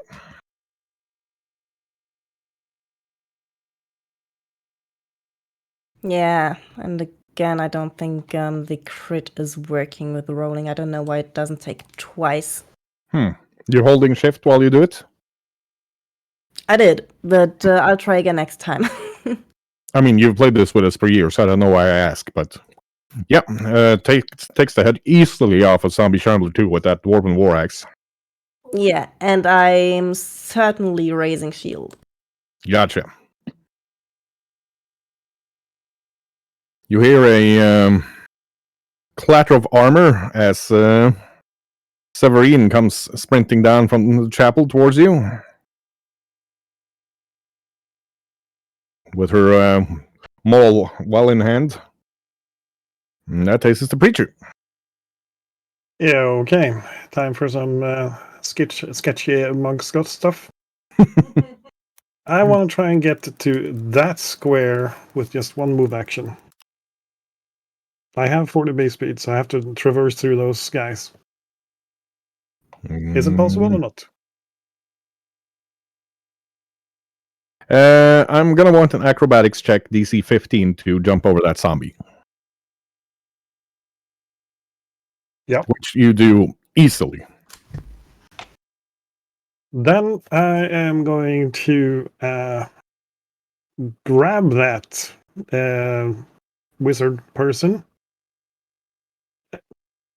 and knock him Okay. into basically a chokehold. Give me a Athletics. athletics. Yes.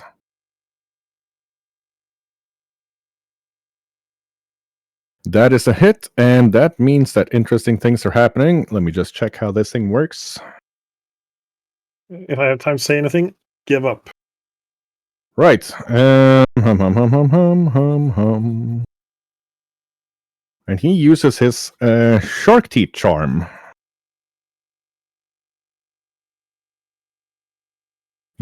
So... Okay, that's on his turn. Yeah, the shark tooth charm is coming. Gotcha. That takes us to Hang on. Marisol. Still have one action, so I'm going to hold it in case he does anything to try and escape. So I want to try and prevent that. Gotcha.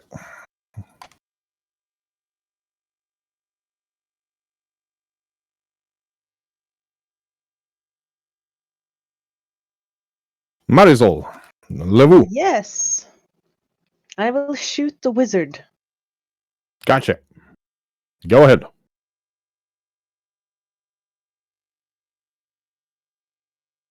I Two will hits. miss the wizard. Nope, both are hits. Hey! Nice. The wizard is not wearing full plate. Also, he's currently wrestling Preacher. Oh, For 9 then. yep. Pow. Sergeant Mignard is still... My last action is to look magnificent in my hat. And naked under my coat. Yeah. Mignard's going to go for that Cairn White with his... wow. With his Temple Sword actually getting a critical. Smacks it straight in the face, and you can see teeth and skull clattering all about, but it's not enough to take it down.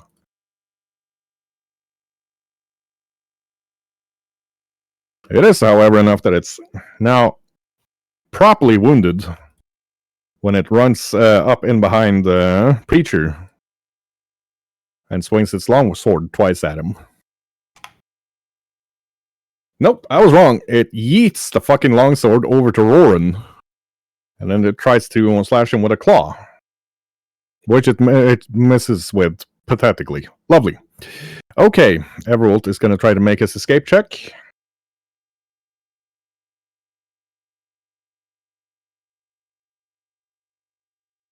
So that is actually high enough to escape. He wriggles out of Preacher's grasp with a very high roll.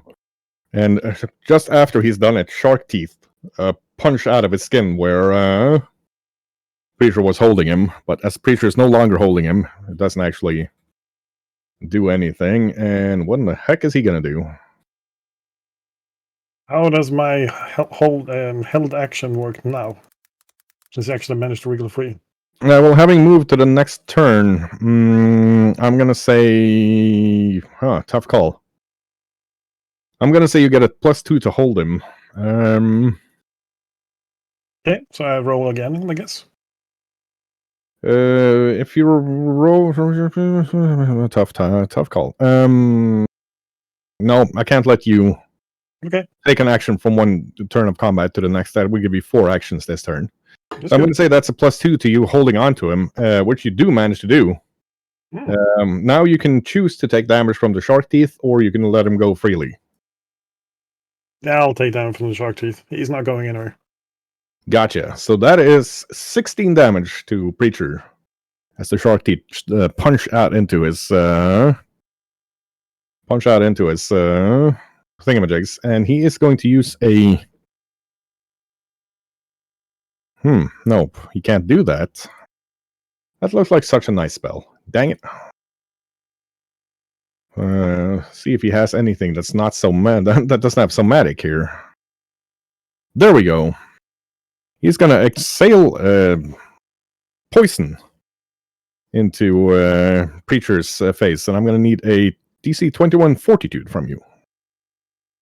Will do.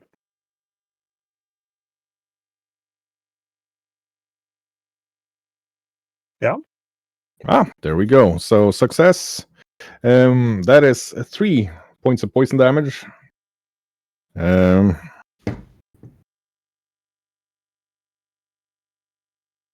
1 point of persistent poison damage for the duration of the spell. Gotcha. Okay, good to know.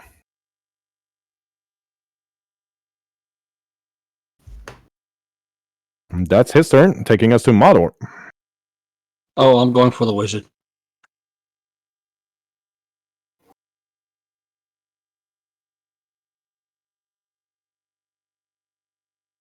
That's a hit.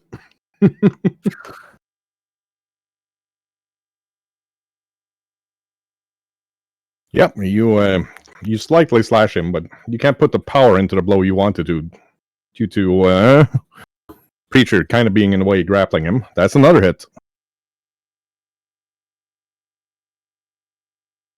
Yeah, and another 6 damage. Okay, he's not looking too great. And the last one's a miss. That takes us to... actually, now he's going to use his reaction, because he took slashing damage. To cast Blood Vendetta on Modor. I'm going to need a DC 21 will save.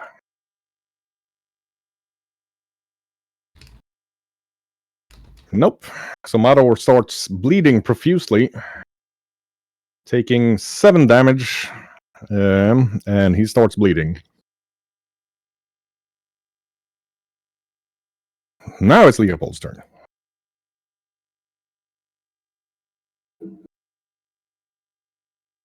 Okay, well, Leo's already got to hunt prey on Zombie Shambler 3, so we'll stay with that. Gotcha.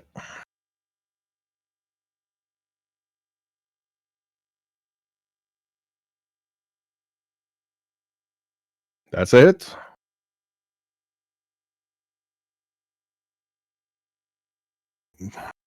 Oh, joy.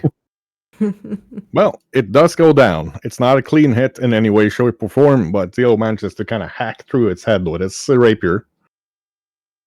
Okay. Can Leo get to the cairnwhite in one turn? Does it need to? No, I mean, there are doorways next to it. He can just move up. Okay. So he does. Move up, well, to either side of that pillar, I was about to say. Okay, fair enough. I can't actually see the pillars, so. And he's going to have a stab at it with the rapier. Go for it, sir. And that's a miss. Turns around lightning quick and blocks that with its longsword. Fair enough. Takes us to Zara.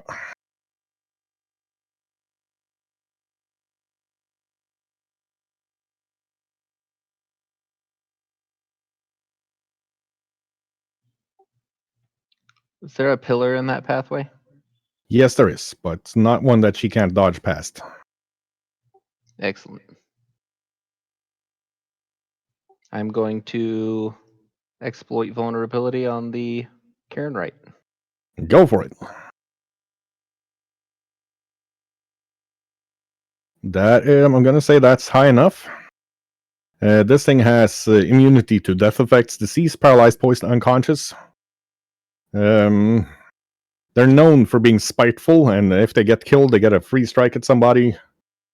And also, if they kill people with their weapons, they will rise as cairnwights just seconds later.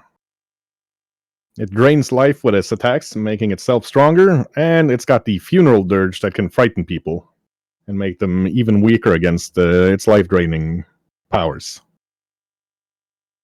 No weaknesses? Nope. Then I'm going to give it a personal one.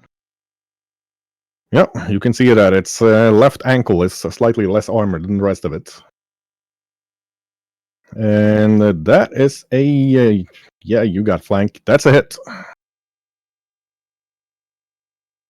For 9 damage. An extra +3 on that, so 12. Okay, nice. That takes us to the zombies. Actually, I'm surprised any of these are still moving about. And it's gonna take a smack at Preacher, and actually hits. So that is 6 damage, and Preacher is now grabbed by the zombie. And it's going to try to bite him as well. And it actually succeeds. For 9 damage. Oh. Seems to have gotten real pissed that it's been wrestling his master there.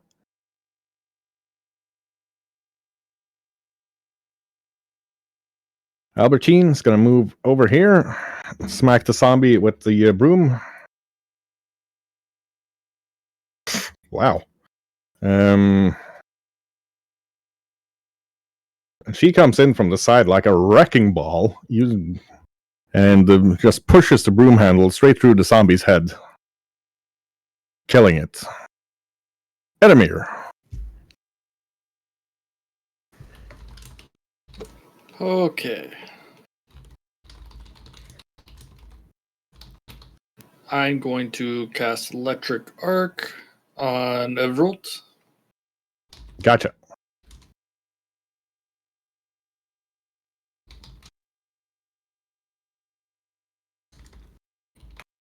And the cairnwright.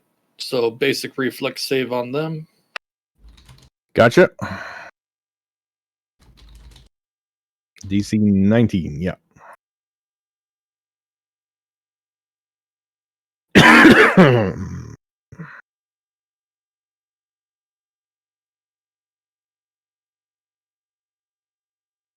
Right, the cairnwright completely dodges the attack, while Everalt seems slightly singed afterward. And then I'm going to command my wolf to move there. Gotcha. If he can squeeze past since he's small. And attack.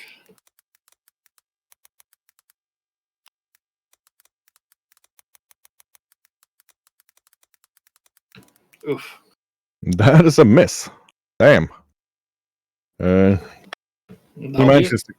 The wolf goes in, takes a bite of what it thinks is his leg, and just gets a mouthful of robe. Stench is too much. Yep. Yodi.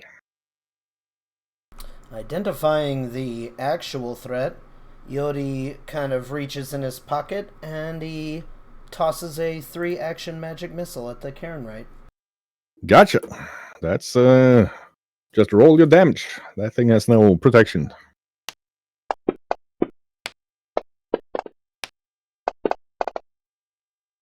10 blows a fair chunk of the Karen right straight off. Cal. Yeah. Seeing as her friend Madora is starting to bleed, she is stepping in front of him again and taking a swing at the mage or the wizard. That's a Ooh. critical. Okay, let's try this once more with a crit. There we are. Yeah, she moves up, swings her battle axe straight into his forehead, and it doesn't stop moving down until it reaches his collarbone. And the mage is dead. Yeah, and ray shield. Gotcha. Have to protect my friends. Severine moves down.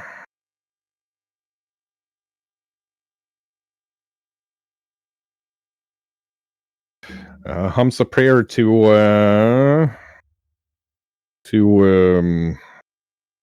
Coronis. Lays her hand on Mador. He is healed for 22, and he's no longer bleeding. Preacher. Okay, I've had enough. Trying to be nice and trying to subdue enemies and lock in information. So I'm turning around and taking out a little bit of venting rage on this Karen right. So he's gonna get flurry blows. Ooh. Those are 2 solid misses. She easily dodges and weaves between Preacher's fists. Then finish off with the powerful fist. And that one is it. That one hits.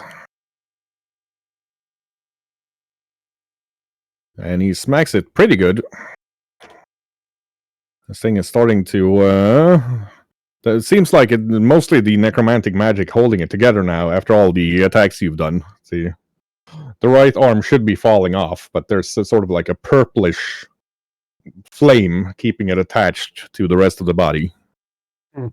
That takes us to Marzal. Yeah, I'll shoot the thing that's still standing. Yep.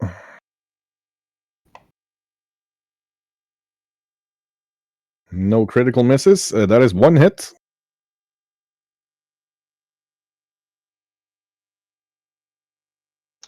For 3. Yeah. Well, she shoots off another piece of jaw, and dang thing still won't go down. The sergeant moves up in behind and smacks at it with his kakara. But it's supernaturally fast and manages to actually turn and block the blow before he hits, and it is going to go on the sergeant first. Oof.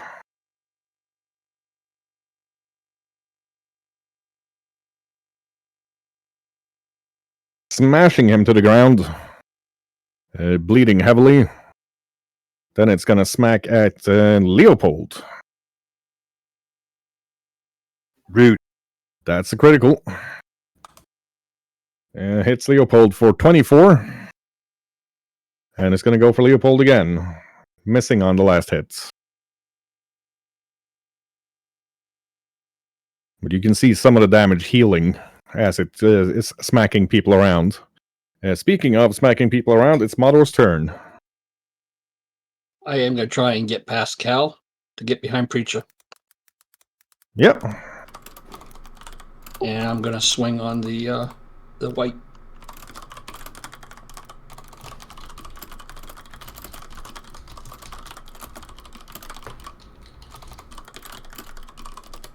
There we are. Right dice. That is a hit, sir.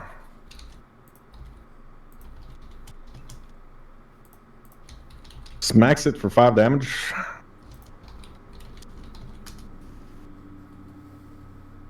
And I believe he has one more action. That's a critical.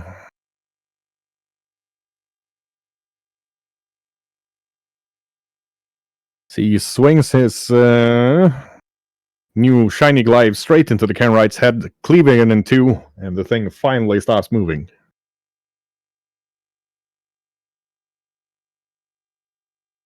Severin moves straight up to the fallen sergeant, lays her hands on him, and prays again. And after a moment of golden light, you can see him starting to get up.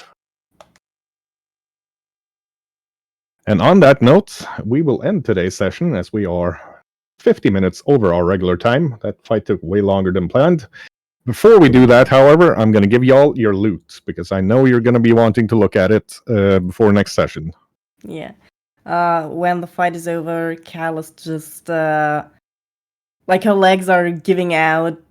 She is trying to take off her helmet, which is probably a little bit bent now.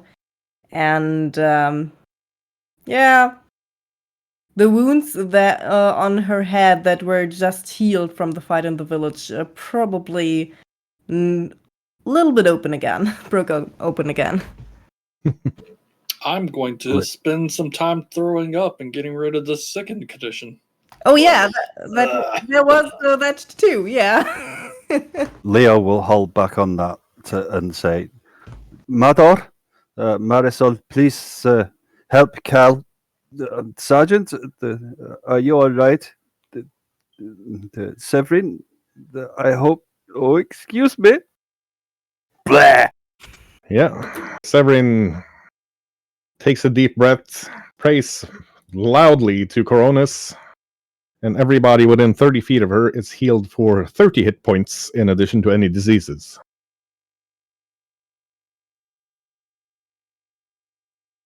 I just stepped back when people were starting throwing up all over and have now wrapped my coat around me decently, so it's not opened anymore. You were fighting naked, if I'm right. Naked under a coat that wasn't completely shut, yeah. Right. Loot time. Are we ready to write? Go for it, sir. +1 armor potency rune. +1 weapon potency rune. Bloodhound mask. Moderate. Bloodletting kukri. Instructions for lasting agony. Ring of energy resistance. Lightning. Staff of necromancy. Ventriloquist's ring. Wand of hopeless night. Wand of manifold missiles.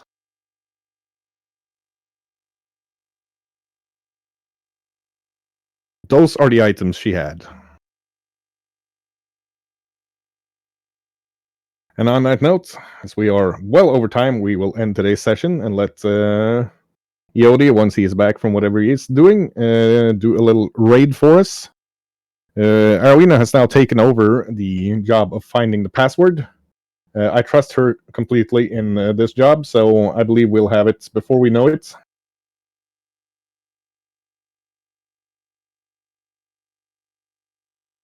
And yeah, that should be great. The YouTubes will be up and running soon. What else do I have to say? Probably not a lot. So thank you all for coming here. I'm going to let the players say goodbye, and we will catch you all later. Bye. Bye. Bye. Good night. Bye.